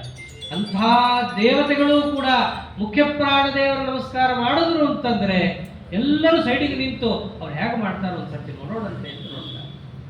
ಹಾಗ ಆಚಾರ್ಯರು ನಮಸ್ಕಾರ ಮಾಡುವಂತಹ ಕ್ರಮ, ಅದನ್ನು ಅವರು ಮಾಡಿದ್ದನ್ನ ಅಲ್ಲಿರೋ ಜನರಲ್ಲ, ಪಂಡಿತಾಚಾರ್ಯ ಅಂತಾರೆ, ಇತಿ ಸುರೈರಪಿ ಭೂಸುರ ಮಂಡಲೈ ಸಮನಮತ್ ಸಸ ವಿಸ್ಮಯ ವೀಕ್ಷಿತ. ಅಲ್ಲಿರೋ ಬ್ರಾಹ್ಮಣರು ನೋಡಿ ಆಶ್ಚರ್ಯ ಪಡ್ತಾ ಇದ್ದಾರೆ. ಏನ್ ಚೆನ್ನಾಗಿ ಮಾಡ್ತಾ ಇದ್ದಾರೆ ಹುಡುಗ. ಅವ್ರ ಅಪ್ಪ ಇಲ್ಲಿ, ಅಮ್ಮ ಇಲ್ಲಿ, ಹಿಂದೆ ಮುಂದೆ ನೋಡಿದ್ರು ಯಾರಿಲ್ಲ, ಒಬ್ಬನೇ ನಮಸ್ಕಾರ ಮಾಡ್ತಾ ಇದ್ದಾನೆ. ಬ್ರಾಹ್ಮಣರಿಗೆ ಆಶ್ಚರ್ಯ ಆಯಿತು. ಪಂಡಿತಾಚಾರ್ಯ ಅಂದ್ರು, ಬ್ರಾಹ್ಮಣರಿಗಷ್ಟೇ ಅಲ್ಲ, ಈ ಭೂಸುರರಿಗಷ್ಟೇ ಅಲ್ಲ, ಇತಿ ಸುರೈರಪಿ, ಅಲ್ಲಿರೋ ದೇವತೆಗಳಿಗೂ ಆಚಾರ್ಯರು ನಮಸ್ಕಾರ ಮಾಡಿದ್ದು ನೋಡಿ ಆಶ್ಚರ್ಯ ಆಯಿತು. ಏನ್ ಚೆನ್ನಾಗಿ ನಮಸ್ಕಾರ ಮಾಡ್ತಾರೆ. ಕೆಲವೊಮ್ಮೆ ಅನಿಸ್ತಾ ಇರುತ್ತೆ, ದೊಡ್ಡ ದೊಡ್ಡ ಪೋಸ್ಟ್ಗೆ ಹೋಗ್ಬಿಟ್ಟಿರ್ತಾರೆ, ಇವ್ರಿಗೆ ಯಾಕೆ ಕೊಟ್ರಿ ಪೋಸ್ಟು ಅಂತ ಅನಿಸ್ತಾ ಇರುತ್ತೆ. ಇವ್ರು ಕೊಡಬಾರ್ದಾಗಿತ್ತು, ನಾನೇನು ಕಮ್ಮಿ ಇದ್ದೆ ಅಂತೆಲ್ಲ ಅನಿಸ್ತಾ ಇರುತ್ತೆ. ಒಂದ್ಸರ್ತಿ ಅವರ ಆ ಪೋಸ್ಟಲ್ಲಿದ್ದು ಒಂದು ವಿಚಿತ್ರವಾದ ಅಮೋಘವಾದ ಕೆಲಸ ಮಾಡಿ ತೋರಿಸಿದ ಮೇಲೆ ಎಲ್ಲರೂ ಅಂತಾರೆ ಸರಿಗಿದೆ ಅವ್ರಿಗೆ ಆ ಜಾಗ. ಹಾಗ ಆಚಾರ್ಯರು ಮಾಡೋ ಒಂದೊಂದು ಕೆಲಸವನ್ನು ನೋಡಿ ದೇವತೆಗಳು ಹೌದು ಇವರು ಜೀವೋತ್ತಮರಿವರು, ಸರಿಗಿದೆ, ಪರಮಾತ್ಮನಿಗೆ ಅತ್ಯಂತ ಪ್ರಿಯರು, ಇಷ್ಟು ಚೆನ್ನಾಗಿ ಯಾರಿಗೆ ತಾನೇ ನಮಸ್ಕಾರ ಹಾಕಲಿಕ್ಕೆ ಸಾಧ್ಯ ಇದೆ ಅಂತ ದೇವತೆಗಳು ಆಶ್ಚರ್ಯ ಪಡ್ತಾ ಇದ್ರು. ಇಲ್ಲೊಂದು ಪ್ರಶ್ನೆ ಬರುತ್ತೆ, ಏನು ಆಚಾರ್ಯರು ಅಲ್ಲೇ ನಮಸ್ಕಾರ ಹಾಕಿದ್ದ, ಏನ್ ಬೇರೆ ಕಡೆ ನಮಸ್ಕಾರ ಹಾಕೇ ಇಲ್ವಾ? ಅಲ್ಲೇ ನಮಸ್ಕಾರ ಹಾಕಿದ್ದು ಅಂದ್ರೆ ನಮ್ಮ ಥರ ಆಗೋದ್ರ ಆಚಾರ. ನಾವು ಕೂಡ ರಸ್ತೆಯಲ್ಲೆಲ್ಲ ನಡ್ಕೊಂಡ್ ಬರ್ತೀವಿ, ನಡ್ಕೊಂಡ್ ಬಂದ್ಮೇಲೆ ಕಾಲು ತೊಳ್ಕೊಂಡು ದೇವ್ರ ಎದುರಿಗೆ ಬಂದು ಓ ಅಂತ ಉದ್ದ ಬೀಳ್ತೀವಿ. ಏನು ಆಚಾರ್ಯರು ಹಾಗೆ ಮಾಡಿದ್ರ? ಇಲ್ಲಿ ಮಾಡಿದ್ರೆ ನಮಗೂ ಆಚಾರ್ಯರಿಗೂ ಏನ್ ವ್ಯತ್ಯಾಸ? ಹೀಗೆಲ್ಲ ಪ್ರಶ್ನೆ ಬಂದ್ರೆ ಪಂಡಿತಾಚಾರ್ಯ ಉತ್ತರ ಕೊಡ್ತಾರೆ. ನಹಿ ಹರಿಂ ಸತತಂ ನ ಮತ್ಯಸೌ ನ ಚ ನ ಪಶ್ಯತಿ ನಾಪಿ ನ ವಂದತೆ ಅಪಿ ತಥೇತಿ ವಿಧಾಯ ವಿಶೇಷತಃ ಸನನು ಸಾಧು ಜನಾನ್ ಸಮಶಿಕ್ಷಯತ್. ಪರಮಾತ್ಮನನ್ನ ಯಾವಾಗಲೂ ನೋಡ್ತಿಲ್ಲ ಅಂತ ಇಲ್ಲ, ಸದಾ ನೋಡ್ತಾನೆ ಇದ್ದಾರೆ. ಪರಮಾತ್ಮನಿಗೆ ಯಾವಾಗಲೂ ನಮಸ್ಕಾರ ಮಾಡ್ತಿಲ್ಲ ಅಂತಿಲ್ಲ, ಸದಾ ಮಾಡ್ತಾನೆ ಇದ್ದಾರೆ. ಆದ ಪರಮಾತ್ಮನನ್ನು ಸ್ತೋತ್ರ ಮಾಡ್ತಿಲ್ಲ ಅಂತಿಲ್ಲ, ಯಾವಾಗಲೂ ಸ್ತೋತ್ರ ಮಾಡ್ತಾನೆ ಇದ್ದಾರೆ. ಆದರೂ ಇಲ್ಲಿ ಯಾಕೆ ಮಾಡಿ ತೋರಿಸಿದ್ರು? ಸನನು ಸಾಧು ಜನಾನ್ ಸಮಶಿಕ್ಷಯತ್, ಸಜ್ಜನರ ಶಿಕ್ಷಣಕ್ಕೋಸ್ಕರ ತೋರಿಸಿದ್ದು. ನೀವು ದೇವಸ್ಥಾನಕ್ಕೆ ಬಂದ್ರೆ ಹಾಗೆ ನಡ್ಕೋಬೇಕು ಅನ್ನೋದನ್ನು ತೋರಿಸ್ಲಿಕ್ಕೆ ಹೀಗೆ ಮಾಡಿದ್ದು. ಇವರೇನೋ ಇಲ್ಲಿ ನಮಸ್ಕಾರ ಹಾಕೊಂಡು ಕೂತ್ಬಿಟ್ರು, ಅದವರ ಅಪ್ಪ ಅಮ್ಮ ಅಳ್ತಾ ಕೂತಿದ್ದಾರೆ, ಎಲ್ಲಿ ಹೋದ ಕೂಸು. ಮನೆಯಿಂದ ವಾಸುದೇವಾಚಾರ್ಯರು ಹೋದದ್ದೇ ತಡ. ಅವರ ಅಪ್ಪನಿಗೆ ಮೊದಲು ದೃಷ್ಟಿ ಹೋಯಿತು, ಆಮೇಲೆ ಅಮ್ಮನಿಗೆ ದೃಷ್ಟಿ ಹೋಯಿತು. ಮನೆ ಇಡೀ ಹುಡುಕಾಡಿದ್ರು. ಇಡೀ ಮನೆಯವರು ಕರೆಸಿದ್ದೇ ಅವರನ್ನ ಆ ಕೂಸು ನೋಡಕ್ಕಂತ. ಆ ಕೂಸೆ ಕಾಣಿಸ್ತಾ ಇಲ್ಲ. ಮೊದಲು ಆ ಮದ್ದಿಗೆ ಭಟ್ರೆ ಕಣ್ಣಲ್ಲಿ ನೀರೇ ಬರೋಕ್ಕೆ ಶುರುವಾಗೋಯ್ತು. ಆದ್ರೆ ಹೊರಗೆ ಹಾಕೋಂಗಿಲ್ಲ, ಗಂಡು. ಮನೆಯಲ್ಲಿರೋ ಗಂಡಸೇ ಹತ್ತು ಬಿಟ್ರೆ ಮುಂದಿನವ್ರು ಏನು ನೋಡ್ಕೋತಾರೆ? ಅವ್ರು ಕಣ್ಣಲ್ಲಿ ಬಂದ್ರು ನೀರು ತಡ್ಕೊಂಡ್ರು. ಹುಡುಕ್ತಾ ಇದ್ದಾರೆ, ದಾರಿಯಲ್ಲಿ ಹುಡುಕ್ತಾ ಇದ್ದಾರೆ. ಯಾರ್ಯಾರು ಎದುರಿಗೆ ಬಂದ್ರು ಕೇಳ್ತಾ ಇದ್ದಾರೆ. ನೋಡಿದ್ರ ಒಬ್ಬ ಪುಟ್ಟ ಹುಡುಗ ನೋಡ್ಲಿಕ್ಕೆ ಬಹಳ ಚೆನ್ನಾಗಿದ್ದಾನೆ, ಈ ದಾರಿ ಹೋದ್ನ, ನೀವೇನಾದ್ರು ನೋಡಿದ್ನ ಅಂತ ಪದೇ ಪದೇ ಕೇಳ್ತಾರೆ ಎಲ್ಲರೂ. ಕಡೆಗೆ ಎಲ್ಲರೂ ಕೂಡ ಹಾಗೆ ಅನ್ಬೇಕು, ಅದೇ ನೀವಂದ್ರಲ್ಲ ಪುಟ್ಟ ಹುಡುಗ ನೋಡ್ಲಿಕ್ಕೆ ಚೆನ್ನಾಗಿದ್ದಲ್ಲ ಅವನೇ ತಾನೆ, ಹೀಗೆ ಹೋಗ್ತಾ ಇದ್ದ ನೋಡಿ, ಹೀಗೆ ಹೋಗ್ತಾ ಇದ್ದ ನೋಡ್ರಿ ಅಂತ ಪ್ರತಿಯೊಬ್ರು ತೋರಿಸ್ಬೇಕು. ಅಲ್ಲಿ ಹೇಗಾಗಿತ್ತು ಅಂತಂದ್ರೆ, ಒಂದು ದುಂಬಿ ವಾಸನೆಯನ್ನ ನೋಡ್ಕೊಂಡು ಹೂವನ್ನ ಹೆಂಗೆ ಸೇರುತ್ತೋ ಹಾಗೆ ಈ ಜನರೆಲ್ಲರೂ ಕೂಡ ಹೇಳಿದ ಸುದ್ದಿಯನ್ನು, ವಾಸನೆಯನ್ನು ತಗೊಂಡು ಕಡೆ ಎಲ್ಲಿಗೆ ಹೋದ್ರು? ಎಲ್ಲಿದೆ ಆ ನಡುವೈರಿಯಿಂದ ಉಡುಪಿ ತನಕ ನಡ್ಕೊಂಡು ಬಂದಿದ್ದಾರೆ. ಆ ಕೂಸನ್ನು ಹುಡ್ಕೊಂಡ್ಬಂದು ನೋಡಿದ್ರೆ ಮಹಾನುಭಾವರು ಪ್ರದಕ್ಷಿಣೆ ಹಾಕೊಂಡು ಆರಾಮ್ ಕೂತ್ಕೊಂಡಿದ್ದಾರೆ. ನಿಜವಾದ ಅಪ್ಪ ಅಮ್ಮ ಅವರೇ ಅಲ್ಲ, ಅವರ ಅಪ್ಪ ಅಮ್ಮನ ಬಿಟ್ಟೇ ಇಲ್ಲ. ತನ್ನ ಸಾಕ್ಷಾತ್ ತಂದೆ ತಾಯಿಯಾದಂತಹ ಅನಂತೇಶ್ವರ ನಾರಾಯಣ ಅವನನ್ನೇ ಅಲ್ಲಿ ಸೇವಾ ಮಾಡ್ತಿದ್ದಾಗ ಅವ್ರಿಗೆ ಯಾವ ಚಿಂತೆಯೇ ಇಲ್ಲ. ಅಂಜಿಕಿನ್ಯಾತಕಯ್ಯ, ಸಜ್ಜನರಿಗೆ ಭಯವೂ ಇನ್ಯಾತಕಯ್ಯ. ಅವ್ರನ್ನ ನೆನೆಸಿದವ್ರಿಗೆ ಅಂಜಿಕೆ ಇಲ್ಲ, ಭಯ ಇಲ್ಲ. ಅವ್ರಿಗೆ ಇನ್ಯಾವ ಅಂಜಿಕೆ ಬರ್ಲಿಕ್ಕೆ ಸಾಧ್ಯ? ಅವ್ರ ಅಪ್ಪ ಅಮ್ಮ ಬಂದ್ರು, ಅವ್ರು ನೋಡ್ತಾ ಇದ್ದಾರೆ. ನೋಡಿದ ತಕ್ಷಣ ಅಪ್ಕೊಂಡ್ಬಿಟ್ರು, ಮದ್ದಿಗೆ ಬಿಟ್ರು. ಮೊದಲಿಗೆ ಮಗ ಕಾಣ್ತಿಲ್ವಲ್ಲ ಅಂತ ದುಃಖದಿಂದ ಕಣ್ಣೀರು ಬಂದಿತ್ತು, ತಡ್ಕೊಂಡಿತ್ತು. ಆಮೇಲೆ ಮಗ ಕಂಡ ಅಂತ ಕಣ್ಣಲ್ಲಿ ನೀರು ಬಂತು, ಆನಂದ. ಅದನ್ನೂ ತಡ್ಕೊಂಡು ಮಗನನ್ನು ಅಪ್ಪಿಕೊಂಡು ಕೇಳ್ತಾರೆ. ಸಾಮಾನ್ಯ ಅಪ್ಪ ಅಮ್ಮ ಮಾತಾಡಿದ ಹಾಗೇನೆ ಕೇಳ್ತಾರೆ, ಅಲ್ಲಪ್ಪ ನಿಜ ಹೇಳು, ಇಲ್ಲಿ ತನಕ ಬಂದಿದ್ದೀಯಲ್ಲ, ಒಬ್ಬನೇ ಬರಕ್ಕೆ ಹೆಂಗ್ ಸಾಧ್ಯ? ಪುಟ್ಟ ಹುಡುಗ ನೀನು, ಒಬ್ಬನೇ ಎಲ್ಲ ಬರಕ್ಕಾಗಲ್ಲ. ಯಾರಾದ್ರೂ ನಿನ್ ಜೊತೆ ಬಂದ್ರ? ಯಾರು ಬಂದ್ರು ಹೇಳು? ನಿನ್ ಸ್ನೇಹಿತರು ಯಾರು? ನೀನ್ ಕರ್ಕೊಂಡ್ಬಂದವ್ರು ಯಾರು ಇಲ್ಲಿಗೆ? ಅದನ್ನು ಹೇಳು ಅಂತಂದ್ರೆ ಇವ್ರು ಎಂದೆಂದೂ ಸುಳ್ಳು ಹೇಳೋರಲ್ಲ. ಅವರ ಅಪ್ಪನಿಗೆ ಪರ್ಫೆಕ್ಟ್ ಆಗಿ ನಿಜ ಹೇಳ್ತಾ ಇದ್ದಾರೆ. ಅವ್ರು ಅಂದಿದ್ದೇನು? ಜನಕವಾಚ ಮಿಮಾಮವಧಾರಯನ್ ಕಲಮುದಾಹರದಂಬುರುಹೇ ಕ್ಷಣಃ ಸ್ವಪದಮಾವ್ರಜತೋಪ್ಯಥೋ ನನು ಸಖಾ ಮಮ ಕಾನನಗೋ ವಿಭುಃ. ಚಿಕ್ಕ ಮಕ್ಕಳು ಮಾತಾಡೋದೇ ಚೆನ್ನಾಗಿರುತ್ತೆ. ಅಂಥದ್ದು ಮುದ್ದಾಗಿ ತಮ್ಮ ಕಲಭಾಷಣವನ್ನ ಮುಖ್ಯಪ್ರಾಣ ದೇವರು ಆಚಾರ್ಯರು ಆಡ್ತಾ ಇದ್ರೆ ಅವ್ರು ಅಂದಿದ್ದೇನಲ್ಲಿ, ಏನಿಲ್ಲಪ್ಪ, ನಾನು ನಮ್ಮನೆಯಿಂದ ಹೊರಟ್ನಲ್ಲ, ಅಲ್ಲಿಂದ ಕುಡುಗೂರಿಗೆ ಹೋಗೋ ತನಕ ಮತ್ತು ಕುಡುಗೂರಿಂದ ಮುಂದೆ ಹೋಗೋ ತನಕ ಆ ಕುಡುಗೂರಲ್ಲಿರೋ ರುದ್ರಾಂತರ್ಗತ ನಾರಾಯಣ ನನಗೆ ಸ್ನೇಹಿತನಾಗಿ ನನ್ನ ಜೊತೆ ಬಂದ. ನಾವು ಮೊದಲಿಂದೂ ಕೂಡ ಒಬ್ಬ ಇಲ್ಲ, ಮನೆ ಗೇಟ್ ದಾಟದಾಗಿಂದ ನನ್ನ ಜೊತೆಯಲ್ಲಿ ಒಬ್ಬ ಇದ್ದ, ಅವನೇ ಬಂದ ನನ್ನ ಜೊತೆ. ನಾನು ಸಖಾ ಮಮ ಕಾನನಗೋ ವಿಭು. ಕಾನನಗೋ ವಿಭು, ಕುಡುಗೂರು ದೇವಾಲಯದಲ್ಲಿದ್ದಂತಹ ನಾರಾಯಣ ನನ್ನ ಜೊತೆಯಲ್ಲಿ ಬಂದ. ದೇವಸ್ಥಾನದಲ್ಲಿದ್ದೆ, ಅವನಿಗೆ ನಮಸ್ಕಾರ ಮಾಡಿದೆ. ಆಮೇಲೆ ಮುಂದಿನ ದೇವಾಲಯಕ್ಕೆ ಹೋಗೋ ತನಕನೂ ಕೂಡ ನನ್ನ ಜೊತೆನೇ ಬಂದ. ಆ ದೇವಾಲಯಕ್ಕೆ ಹೋದ ತಕ್ಷಣ ಬಂದೆಲ್ಲಪ್ಪ, ನಾನು ಬರಲ್ಲ ಅಂತೇಳಿ ಅಲ್ಲಿಂದ ಹೊರಟ. ತಾಳೆಕೊಡೆಗೆ ಬಂದೆ, ಅಲ್ಲಿ ನಾರಾಯಣ ದೇವರಿದ್ರು. ತದಿತರಾಯತನಾತ್ತು ಯದಾಗಮಂ ಕೃತರತೆ ಖಲು ತತ್ರ ಹರಿಸ್ಸಖ. ಆ ತಾಳೆಕೊಡೆಯಲ್ಲಿದ್ದಂತಹ ನಾರಾಯಣ ದೇವರು ನನ್ನ ಕೈ ಹಿಡ್ಕೊಂಡು ನಾನು ಈ ಅನಂತೇಶ್ವರ ಚಂದ್ರಮೌಳೇಶ್ವರ ದೇವಸ್ಥಾನಕ್ಕೆ ಬರೋ ತನಕನೂ ನನ್ನ ಜೊತೆ ಅವನು ಬಂದ. ನಾನು ಚಂದ್ರಮೌಳೇಶ್ವರನಿಗೆ ನಮಸ್ಕಾರ ಮಾಡಿ ರುದ್ರಾಂತರ್ಗತ ದಯಾಪದ ಸಂಕರ್ಷಣನಿಗೆ ಕೈ ಮುಗಿದು ನಾನು ಅನಂತೇಶ್ವರ ದೇವಸ್ಥಾನಕ್ಕೆ ಬರೋ ತನಕ ನನ್ನ ಜೊತೆ ಅವನಿದ್ದ. ಆಮೇಲೆ ಗುರಿ ಮುಟ್ಸಿದ್ನಲ್ಲ ನಿನಗೆ ಅಂತ ಹೇಳಿ ಅವನು ಹೊರಟು ಹೋದ. ಹಾಗಾಗಿ ನನಗೆ ಏಕಾಂತ ಅನ್ನೋದು ಇಲ್ವೇ ಇಲ್ಲ. ಸದಾ ನಾನು ಪರಮಾತ್ಮನ ಜೊತೆಯಲ್ಲೇ ಬಂದೆ. ನನಗೆ ಯಾರು ಸ್ನೇಹಿತ, ಯಾರ ಜೊತೆಯಲ್ಲಿ ಬಂದರು ಅಂತ ಕೇಳಿದೆಯಲ್ಲ, ಸಾಕ್ಷಾತ್ ನಾರಾಯಣ ದೇವರೇ ನನ್ನ ಜೊತೆಯಲ್ಲಿ ಬಂದಿದ್ರು, ಅವನೇ ನನ್ನ ಸಖ. ಈ ಮಾತನ ಆಚಾರ್ಯರಂತಾರೆ, ವಿಷ್ಣುರ್ಮೇ ಪರಮಸ್ವರೂಪ ಸರ್ವಗುಣ ಸಂಪೂರ್ಣ ಸರ್ವದೋಷ ವಿವರ್ಜಿತ ಪ್ರಿಯತಾಂ ಪ್ರೀತಗೇವಾಲಂ ವಿಷ್ಣುರ್ಮೇ ಪರಮಸ್ವಹೃತ್. ನನಗೆ ಅನಿಮಿತ್ತ ಉಪಕಾರಿ ಯಾರು ಅಂತಂದ್ರೆ ಅದು ಸಾಕ್ಷಾತ್ ನಾರಾಯಣ ಒಬ್ಬನೇ. ಅವನು ನನ್ನ ಜೊತೆಯಲ್ಲಿ ಬಂದ. ಹೀಗೆ ಕೂಸು ಮಾತಾಡ್ತಾ ಇದ್ರೆ ಎಲ್ಲರಿಗೂ ಆಶ್ಚರ್ಯ. ಸಾಮಾನ್ಯ ಕೂಸೇನೆ ಹರಿಸರ್ವೋತ್ತಮ ವಾಯುಜೀವೋತ್ತಮ ಅಂದ್ರೆ ಆನಂದ ಆಗತ್ತೆ.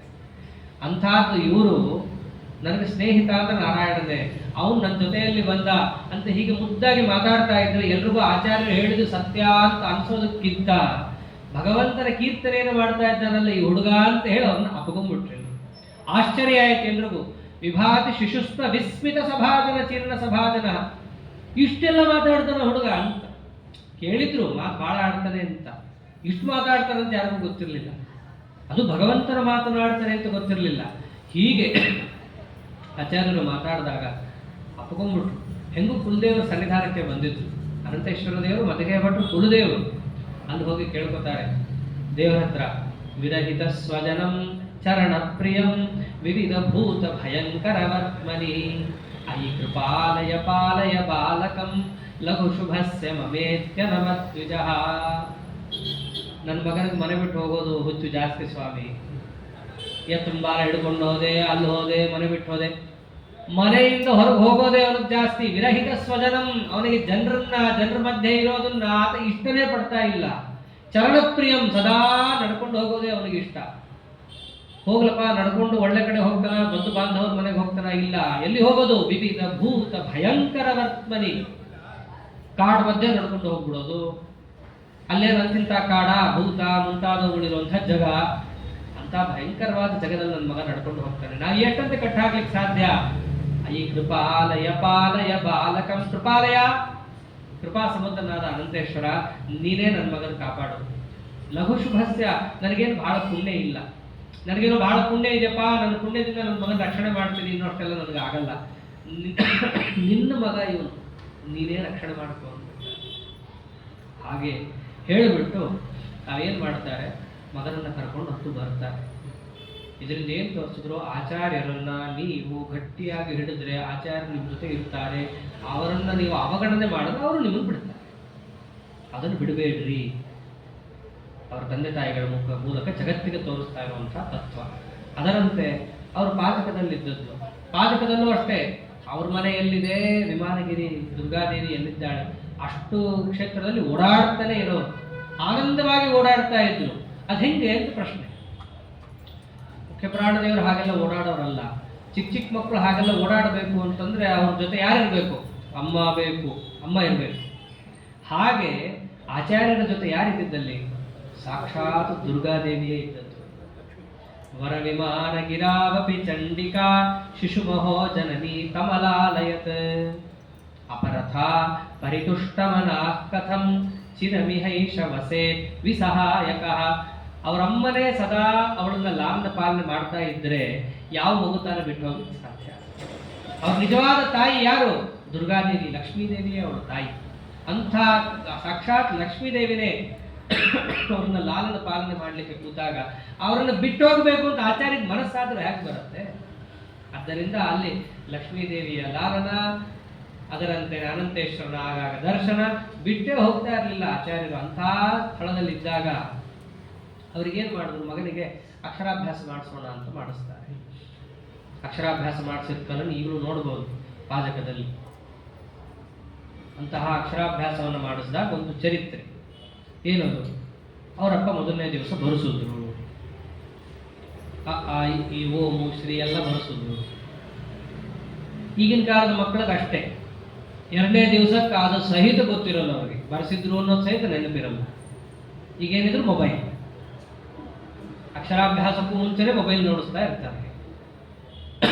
ಆದರೆ ವಸ್ತುತಃ ಅಕ್ಷರಾಭ್ಯಾಸವನ್ನು ಮಾಡಿಸಿದ್ದರ ನಂತರ ದ್ವಿತೀಯ ವಿಘ್ನ ಆಗಬಾರದು ಅಂತ ಮತ್ತೆ ಮಾಡಿಸ್ಬೇಕು.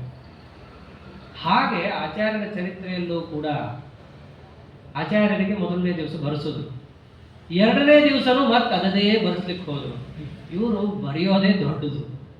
ಅವ್ರ ಜೀವನದಲ್ಲಿ ಬರದೇ ಇಲ್ಲ ಆಚಾರ್ಯ, ಎಲ್ಲ ಶಿಷ್ಯರ ಕೈಲಿ ಬರೆಸಿದ್ದೆ. ಇವ್ರ ಕೈಲಿ ಹೋಗಿ ಬರೆಸ್ತಾ ಇದ್ದಾರೆ. ಅವ್ರು ನೋಡಿದ್ರು, ಅಲ್ಲಪ್ಪ ಮೊದಲನೇ ದಿವಸನೇ ಬರೆಸಿದ್ದಿ, ಅದನ್ನೇ ಬರೆಸ್ತಾ ಇದೀಯಾ, ಯಾಕೆ ಬರೆಸ್ತಾ ಇದೀಯಾ? ಬೇಕಾಗಿಲ್ಲ ಇದು ಅಂತ. ಲಿಪಿಕುಲಂ ನನುತಾತಗತೆ ದಿನೇ ಲಿಖಿತಮೇವ ಪುನರ್ಲಿಖಿತಂ ಕುತಃ. ಬರೆದಿದ್ದನ್ನೇ ಮತ್ತೆ ಮತ್ತೆ ಯಾಕೆ ಬರೆಸ್ತಾ ಇದ್ದೀರಿ? ಯಾವ ಮಗು ಮಾತಾಡಿದ್ರಿ? ಮೊದಲೇ ಬರೆಯಲ್ಲ ಅಂತ ಅಳ್ತಾ ಇರುತ್ತೆ, ಅದಕ್ಕೆ ಇವನು ತಲೆ ಮೇಲೆ ಎರಡು ಹೊಡೆದು ಬರಿ ಅಂತ ಬರೆಸ್ತಾ ಇರ್ತಾನೆ. ಇದು ಹಣೆ ಬಾರ. ಯಾವ ಮಗು ಹಳೆಯದನ್ನೇ ಬರೆಸಿದ್ದು ಯಾಕೆ ಬರೆಸ್ತಾ ಇದ್ದೀಯಾ ಅಂತ ಕೇಳುತ್ತೆ. ಅವರು ಅವಾಗ ಅನ್ಕೋತಾರೆ, ಬಹಳ ಪ್ರತಿಭಾವಂತ ಇದ್ದಾನೆ, ಇವನಿಗೆ ಎಲ್ಲರ ಮುಂದೆ ಪಾಠ ಹೇಳಬಾರ್ದು, ದೃಷ್ಟಿ ಆಗೋಗುತ್ತೆ ನನ್ನ ಮಗನಿಗೆ. ಯಾಕೆ ಜನರ ಮನಸ್ಸೆಲ್ಲರೂ ಒಂದೇ ಥರ ಇರಲ್ಲ, ಎಲ್ಲರೂ ಒಂದೇ ರೀತಿಯಲ್ಲಿ ಮಗುವನ್ನು ನೋಡ್ತಾ ಇರಲ್ಲ. ಬೇಗ ದೃಷ್ಟಿಯಾಗುವುದೇ ಕೂಸುಗಳಿಗೆ. ಅದಕ್ಕೆ ಬೇರೆಯವರ ದೃಷ್ಟಿ ಬೀಳಬಾರ್ದು ಅಂತ ಹೇಳಿ ಏಕಾಂತದಲ್ಲಿ ಅವನಿಗೆ ಅಕ್ಷರಾಭ್ಯಾಸ ಮಾಡಿಸೋದು, ಅದು ಇದು ಹೇಳ್ಕೊಡೋದು ಮಾಡ್ತಾ ಇರ್ತಾರೆ ಮತ್ತಿಗೆ. ಹೀಗೆ ಯಾವಾಗ ಅಕ್ಷರಾಭ್ಯಾಸ ಆಗಿದೆ, ಒಳ್ಳೆ ಮಾತಾಡಕ್ಕೆ ಬರ್ತಾ ಇದೆ, ಒಂದು ಕಾರ್ಯಕ್ರಮ ನಡೆಯುತ್ತೆ. ನೇಯಂಪಲ್ಲಿ ಅಂತ ಒಂದು ಹಳ್ಳಿ. ಮದ್ದಿಗೆ ಭಟ್ರು ಹೋಗಿರಲ್ಲ, ಅವ್ರಿಗೇನೋ ಕಾರ್ಯನಿಮಿತ್ತ. ಅವರ ತಾಯಿ ಮಗುನನ್ನು ಕರ್ಕೊಂಡು ಹೋಗಿರ್ತಾಳೆ. ಅದು ಸೋದರ ಮಾವನ ಮನೆ. ಮದ್ದಿಗೆ ಭಟ್ರು ನಿಮ್ಮ ಅಣ್ಣನ ಮನೆಗೆ ನಾನು ಯಾಕೆ ಬರಲಿ, ನೀನು ಹೋಗು ಬಾ ಅಂತ ಕಳಿಸ್ಬಿಡ್ತಾರೆ. ಕರ್ಕೊಂಡ್ರು. ಮಗನನ್ನು ಬಿಟ್ಟು ಹೆಂಗೆ ಹೋಗ್ತಾಳ ತಾಯಿ? ವಾಸುದೇವಾಚಾರ್ಯರನ್ನ ಕರ್ಕೊಂಡು ನೇಯಂಪಲ್ಲಿಗೆ ಹೋಗಿದ್ದಾಳೆ. ಎಷ್ಟೇ ಕಡೆ ಹೋದ್ರೂ ಕೂಡ ಒಂದು ಸಂಪ್ರದಾಯ. ಆಗಿನ ಕಾಲದಲ್ಲಿ ಎಲ್ಲೇ ಪ್ರವಚನ ನಡೀತಾ ಇದ್ರು ಅಲ್ಲಿ ಹೋಗಿ ಕೂಡಬೇಕು. ಅದು ಒಳ್ಳೆಯ ಸಂಪ್ರದಾಯ. ಎಲ್ಲೇ ಕಥಾಶ್ರವಣ ಆಗ್ತಾ ಇದ್ರು ಕೂಡ ಅಲ್ಲಿಗೆ ತಾವು ಹೋಗಿ ಕೂತು ಕೇಳಬೇಕು. ಅದರಂತೆ ಅಲ್ಲಿ ನೇಯಂಪಲ್ಲಿಯಲ್ಲಿ ಯಾರೋ ಒಬ್ಬ ಶಿವಭಟ್ಟ, ಮಡಿನಾಯ ಶಿವಭಟ್ಟ ಅಂತ ಅವನ ಹೆಸರು. ಅವನಲ್ಲಿ ಪ್ರವಚನ ಮಾಡ್ತಾ ಇದ್ದ. ಎಲ್ಲ ಜನ ಸೇರಿದ್ದಾರೆ. ಜನಸಂಬರ್ಧ. ಇವರು ಹೋಗಿ ಕೂತಿದ್ದಾರೆ. ಇವರು ಹೋಗಿ ಅಮ್ಮನ ದೊಡ್ಡ ಮೇಲೆ ಕೂತಿದ್ದಾರೆ. ಅವನ ಪ್ರವಚನ ಜೋರಾಗಿ ನಡೆದಿದೆ. ಪ್ರವಚನ ಜೋರಾಗಿ ನಡೆದಿದ್ದಾಗ ಅವನು ಏನೋ ಒಂದು ಹೇಳದ ವಿಷಯ ಕೇಳೋರ ಕಿವಿಗೆ ಬಹಳ ಚೆನ್ನಾಗಿತ್ತದು. ಅದರ ಆಚಾರ್ಯರು ವಿಷಯ ಕೇಳಲಿಕ್ಕೆ ಚೆನ್ನಾಗಿದ್ರೆ ಅವ್ರು ಇಷ್ಟಪಡಲ್ಲ, ವಿಷಯ ಪ್ರಾಮಾಣಿಕವಾಗಿದ್ರೆ ಇಷ್ಟಪಡ್ತಾರೆ. ಜನರ ಮೆಚ್ಚುಗೆ ಸಲೀಸಾಗಿ ಬಂದ್ಬಿಡುತ್ತೆ. ಅದನ್ನು ಪಡೀಲಿಕ್ಕೆ ನೀವು ಪ್ರಾಮಾಣಿಕವಾದದ್ದೇ ಹೇಳಬೇಕಂತೇನಿಲ್ಲ. ಅಪ್ರಾಮಾಣಿಕವಾದದ್ದು ಹೇಳಿದ್ರೆ ಕೆಲವೊಮ್ಮೆ ಇಷ್ಟ ಆಗೋಗುತ್ತೆ. ಆದರೆ ಆಚಾರ್ಯರು ಜನರ ಮೆಚ್ಚುಗೆಯನ್ನು ಯಾವತ್ತೂ ಕೂಡ ಅಪೇಕ್ಷೆ ಪಟ್ಟು ಇಲ್ಲ, ಪಡಬಾರ್ದು ಅಂತ ಹೇಳಿದವರು. ಮತ್ತೆ ಯಾರು ಮೆಚ್ಚುಗೆ ಪಡಬೇಕು? ಜನಾರ್ದನನ ಮೆಚ್ಚುಗೆ ಪಡಬೇಕು. ಇವರು ಹೇಳಿದಂತಹ ಕಥೆ ಅಪ್ರಾಮಾಣಿಕ ಇದೆ, ಶುದ್ಧ ಅಬದ್ಧತಮ ಇದೆ. ಅದಕ್ಕೆ ಅವ್ರು ಏನು ಮಾಡಿದ್ದು? ಇಹ ಕಥಾಂ ಕಥೆಯಂದ ದೃಶೇ ತತಃ ಪೃಥುಧಿಯ ಪೃಥುಕಾಕೃತಿನ ಮುನ. ತಕ್ಷಣ ನೋಡಿದ್ರು ಅವನು ಏನೇನೋ ಅಪದ್ಧ ಹೇಳ್ತಾ ಇದ್ದ. ಬೇರೆಯವರೆಲ್ಲರೂ ಬಾಯಿ ಮುಚ್ಕೊಂಡು ಕೂತಿದ್ರು. ಇವ್ರು ಯಾಕೆ ಕೂಡ್ತಾರೆ? ತಕ್ಷಣ ಹೇಳೇ ಬಿಟ್ರು. ಅಪರಥ ಕಥಿತಂ ಕಥಕತ್ವಯ ನನು ಮತಾನ್ ಮಹತಾಮಿತಿ ಸಸ್ಮಿತಂ. ಕಥಕ, ಉಪನ್ಯಾಸಕರೇ, ನೀವು ಹೇಳ್ತಾ ಇರೋದು ಸರಿ ಇಲ್ಲ. ನೀವು ಹೇಳ್ತಾ ಇರೋದು ವ್ಯಾಸರಿಗೆ ಶುಕಾಚಾರ್ಯರಿಗೆ ವಿರುದ್ಧವಾಗಿದೆ. ಮಹತ್ಯಗಳಿಗೆ ಸಮ್ಮತವಾದ ಅರ್ಥವನ್ನು ತಾವು ಹೇಳ್ತಾ ಇಲ್ಲ. ಏನೋ 4 ಜನರು ಕೂತ್ಕೊಂಡು ಚಪ್ಪಾಳೆ ಹೊಡಿತಾ ಇದ್ದಾರೆ ಎಂದು ಮಾತ್ರ ನೀವು ಹೇಳಿ ಸರಿ ಆಗಲ್ಲ. 3 ವರ್ಷದ ಹುಡುಗ ಇಷ್ಟು ಧೈರ್ಯದಿಂದ ಮಾತಾಡ್ತಾ ಇದ್ದಾರಲ್ಲ. ಹೀಗೆ ಯಾವಾಗ ಜೋರು ಮಾಡಿ ಅವರು ಮಾತಾಡ್ತಾ ಇದ್ದಾರೋ ಎಲ್ಲರ ಮುಖ ಒಮ್ಮೆಲೆಗೆ ಆಚಾರ್ಯ ಕಡೆ ತಿರುಗುತ್ತೆ. ಆಚಾರ್ಯ ನೋಡ್ತಾ ಇದ್ದಾರೆ. ಯಾಕೆ ಅಂತಂದ್ರೆ ಪಂಡಿತಾಚಾರ್ಯರು ಪ್ರಕೃತ ಹುಂಕೃತ ಸಿಂಹ ಶಿಶವು ಸತಿ. ಸಿಂಹದ ಮರಿ ಶಬ್ದ ಮಾಡ್ತಾ ಇದ್ದಾಗ ಮುದಿನರಿ ಮಾತನ್ನು ಯಾರು ಕೇಳ್ತಾರೆ? ಯಾರು ಆ ಶಿವಭಟ್ಟನ್ನು ನೋಡಲೇ ಇಲ್ಲ. ಯಾರಪ್ಪ ಇಷ್ಟು ಜೋರು ಧ್ವನಿಯಲ್ಲಿ ಅವ್ನು ಹೇಳಿದ್ದು ತಪ್ಪು ಅಂತ ಯಾರು ಹೇಳ್ತಾ ಇದ್ದಾರೆ ಅಂತ ಹುಡುಗನ ಕಡೆ ತಿರುಗಿ ನೋಡ್ತಾರೆ. ಇವ್ರು ತಕ್ಷಣ ಎಲ್ಲರೂ ಜನರು ಕೇಳಿದ್ರು, ಓ ಅವ್ರು ಹೇಳಿದ್ ಸರಿ ಅಲ್ಲೇನಪ್ಪ, ಮತ್ತೇನು ಸರಿ ಹೇಳಿದ್ರು ಇವರು. ಅಥ ಕಥಾಂ ಕಥಯೇತಿ ತದಾ ಜನೆ ಗತಿತವತ್ತು ಚಿತಾರ್ಥಮುದಾಹರತ್ ಸಸಮಲಾಲ್ಯತ ವಿಸ್ಮಯಿಭಿರ್ನರೈಃ ಅಪಿ ಸುರೈರ್ ವಿಜಯಾಂಕುರ ಪೂಜಕೈಃ. ಅಲ್ಲಿದ್ದವರು ಎಲ್ಲರೂ ಕೂಡ ಓ ಶಿವಭಟ್ರು ಹೇಳಿದ್ದು ತಪ್ಪ, ಹಾಗಿದ್ರೆ ಸರಿಯಾದದ್ದೇನು ಹೇಳು, ಸರಿಯಾದದ್ದು ಇದು ಅಂತ ಹೇಳಿ ಏನೇನು ಪ್ರಾಮಾಣಿಕವಾದದ್ದಿದೆ ಅದನ್ನೆಲ್ಲವನ್ನ ತಾಯಿ ತೊಡೆ ಮೇಲೆ ಕೂತ್ಕೊಂಡು ಫಸ್ಟ್ ಕ್ಲಾಸ್ ಹೇಳ್ತಾರೆ. ಎಲ್ಲ ದೇವತೆಗಳಿಗೆ ಆನಂದ ಆಯ್ತು ಅವ್ರಿಗೆ. ನಾವು ಇವರನ್ನು ಕಳಿಸಿದ್ದೇ ತಪ್ಪು ಅಂತ ಹೇಳಿ ಸರಿಯಾಗಿರೋದನ್ನ ಜಗತ್ತಿಗೆ ಹರಡುತ್ತಾರೆ ಅಂತ. ಆ ಒಂದು ದೊಡ್ಡ ವೃಕ್ಷ ಬೆಳಿಲಿಕ್ಕೆ ಇದೊಂದು ವಿಜಯಾಂಕುರ ಪೂಜಕೈ, ಆ ಒಂದು ವಿಜಯೋತ್ಸವಕ್ಕೆ ಇದೊಂದು ನಾಂದಿ ಹಾಡಿದಂಗಾಗಿದೆ, ಅಂಕುರಾರ್ಪಣೆ ಮಾಡಿದಂಗಾಯ್ತಲ್ಲ ಅಂತ ಹೇಳಿ ಎಲ್ಲ ದೇವತೆಗಳು ಕರದಾಡವನ್ನು ಮಾಡಿದ್ದಾರೆ ಮೇಲ್ಗಡೆ. ಇದೊಂದು ದೊಡ್ಡ ಎದೆಗಾರಿಕೆ ಬೇಕು. 4 ಜನರ ಮಧ್ಯ ಯಾರೋ ಒಬ್ರು ಮಾತಾಡ್ತಿದ್ದಾಗ ಅವರು ತಪ್ಪು ಹೇಳಿದಾಗ ಪ್ರಾಮಾಣಿಕವಾಗಿ ಯೋಗ್ಯ ರೀತಿಯಲ್ಲಿ ಅದನ್ನು ತಪ್ಪನ್ನು ತಪ್ಪು ಅಂತ ಹೇಳಬೇಕು. ಇದು ಭಾಗವತ ಧರ್ಮ ಇಲ್ಲ. ಕಾರಣ ಅದೇನೋ ಯಾರಿಗೋ ಮಾಡಿದ ಉಪಕಾರ ಅಲ್ಲ, ಅದು ಭಗವದ್ ವಿಚಾರ ಎಂಬುದು ಪ್ಯಾರಾಮೌಂಟ್ ಅಂತಾರಲ್ಲ, ಆ ರೀತಿ ಎಲ್ಲರ ಸರ್ವೋಪರಿ ಅದು. ಅದಕ್ಕೆ ಯಾರಾದರೂ ಕೂಡ ವ್ಯತಿರಿಕ್ತವಾಗಿ ವಿರುದ್ಧವಾಗಿ ಮಾತಾಡಿದ್ರೆ ಭಗವದ್ ಭಕ್ತರ ಆದ್ಯ ಕರ್ತವ್ಯ ಅದನ್ನು ತಪ್ಪು ಅಂತ ಖಂಡಿಸಿ ಸರಿಯಾಗಿರೋದನ್ನು ಹೇಳಬೇಕು. ಕೆಲವೊಮ್ಮೆ ಸರಿಯಾಗಿರೋದು ನಮಗೆ ಗೊತ್ತಿರಲ್ಲ, ತಪ್ಪು ಅನ್ನೋದಷ್ಟೇ ಗೊತ್ತಿರುತ್ತೆ. ಸರಿಯಾಗಿರೋದನ್ನು ಹೇಗೆ ಹೇಳಬೇಕು ಅನ್ನೋದು ಕೆಲವೊಮ್ಮೆ ಗೊತ್ತಿರಲ್ಲ. ಅದಕ್ಕೂ ಒಂದು ನಿಯಮ ಇದೆ. ಅವಾಗ ನೀವು ಹೇಳ್ತಿರೋದು ನನಗೆ ಒಪ್ಪಿತ ಆಗ್ತಾ ಇಲ್ಲ, ಸರಿಯಾಗಿರೋದನ್ನು ನಾವು ತಿಳ್ಕೊಂಬಂದು ನಿಮಗೆ ತಿಳಿಸ್ತೀವಿ ಅಂತ ನಾನು ಹೇಳಬೇಕು. ಅನೇಕ ಕ್ರಮ ಇದೆ. ಹಾಗಂದ ಮಾತ್ರಕ್ಕೆ ಅವನು ಹೇಳಿದ್ದನ್ನು ಒಪ್ಕೊಂಡು ಯಾವತ್ತೂ ಬರ್ಕೂಡ್ದು, ಪ್ರತಿಭಟಿಸಲೇಬೇಕು. ಇದನ್ನು ಆಚಾರ್ಯರು ತೋರಿಸ್ತಾರೆ. ಅವ್ರಿಗೂ ಸಾಮರ್ಥ್ಯ ಇತ್ತು. ಅದು ಸಣ್ಣ ರೂಪದಲ್ಲೇ ಯಾಕೆ ತೋರಿಸಿದ್ರು ಈ ಕಥೆಯನ್ನ? ನಾವೆಲ್ಲರೂ ಸಣ್ಣವರೇ. ನಾವು ಎಷ್ಟೇ ವಯಸ್ಸಾಗಿದ್ರೂ ಕೂಡ ಸಣ್ಣವರೇ ತತ್ವಜ್ಞಾನದಿಂದ. ನಾವು ಪುಟ್ಟ ಹುಡುಗರೇ ಎಲ್ಲ ದೃಷ್ಟಿಯಿಂದ ನೋಡಿದ್ರು ಕೂಡ. ನಮ್ಮ ಎದುರಿಗೂ ಎಷ್ಟೋ ಬಾರಿ ಭಗವದ್ ವಿಚಾರಕ್ಕೆ ಅಪಲಾಪ ಆಗೋದು ನಡೀತಾನೆ ಇರುತ್ತೆ. ಅವಾಗ ನಾವು ಹೆಂಗೆ ನಡ್ಕೋಬೇಕು ಅನ್ನೋದನ್ನು ಆಚಾರ ತೋರಿಸೋದು. ಇದು ಭಗವಂತನ ವಿಚಾರ. ಇಲ್ಲಿ ಅಪಲಾಪ ಮಾಡ್ತಾ ಇದ್ದಾರೆ ಅವರು. ನಾವಿದನ್ನು ಕೇಳ್ಕೊಡುದು, ಇದನ್ನು ನಾವು ಒಪ್ಪಕೊಡುದು, ಸರಿಯಾಗಿ ನಾವು ತಿಳ್ಕೋಬೇಕು, ತಿಳಿದಿದ್ದನಲ್ಲಿ ಹೇಳಬೇಕು. ಇದು ಭಗವದ್ಭಕ್ತರ ಲಕ್ಷಣ. ಹೀಗಿರಬೇಕು. ಇದನ್ನು ಆಚಾರ್ಯರಲ್ಲಿ ತೋರಿಸ್ತಾ ಇದ್ದಾರೆ. ಏನೋ ದಿಗ್ವಿಜಯ ಆಯಿತು, ಅಲ್ಲೊಂದು ನಾಟಕ ತೋರಿಸ್ತಾರೆ ಆಚಾರ್ಯರು. ಅಮ್ಮನ ಜೊತೆ ಬರ್ತಾರೆ ಮನೆಗೆ ಬಂದು ಅವ್ರ ಅಪ್ಪನ ತೊಡೆ ಮೇಲೆ ಕೂತ್ಕೊಂಡು ಕೇಳ್ತಾರೆ. ಎಲ್ಲ ಕಥೆ ಹೇಳ್ತಾರೆ.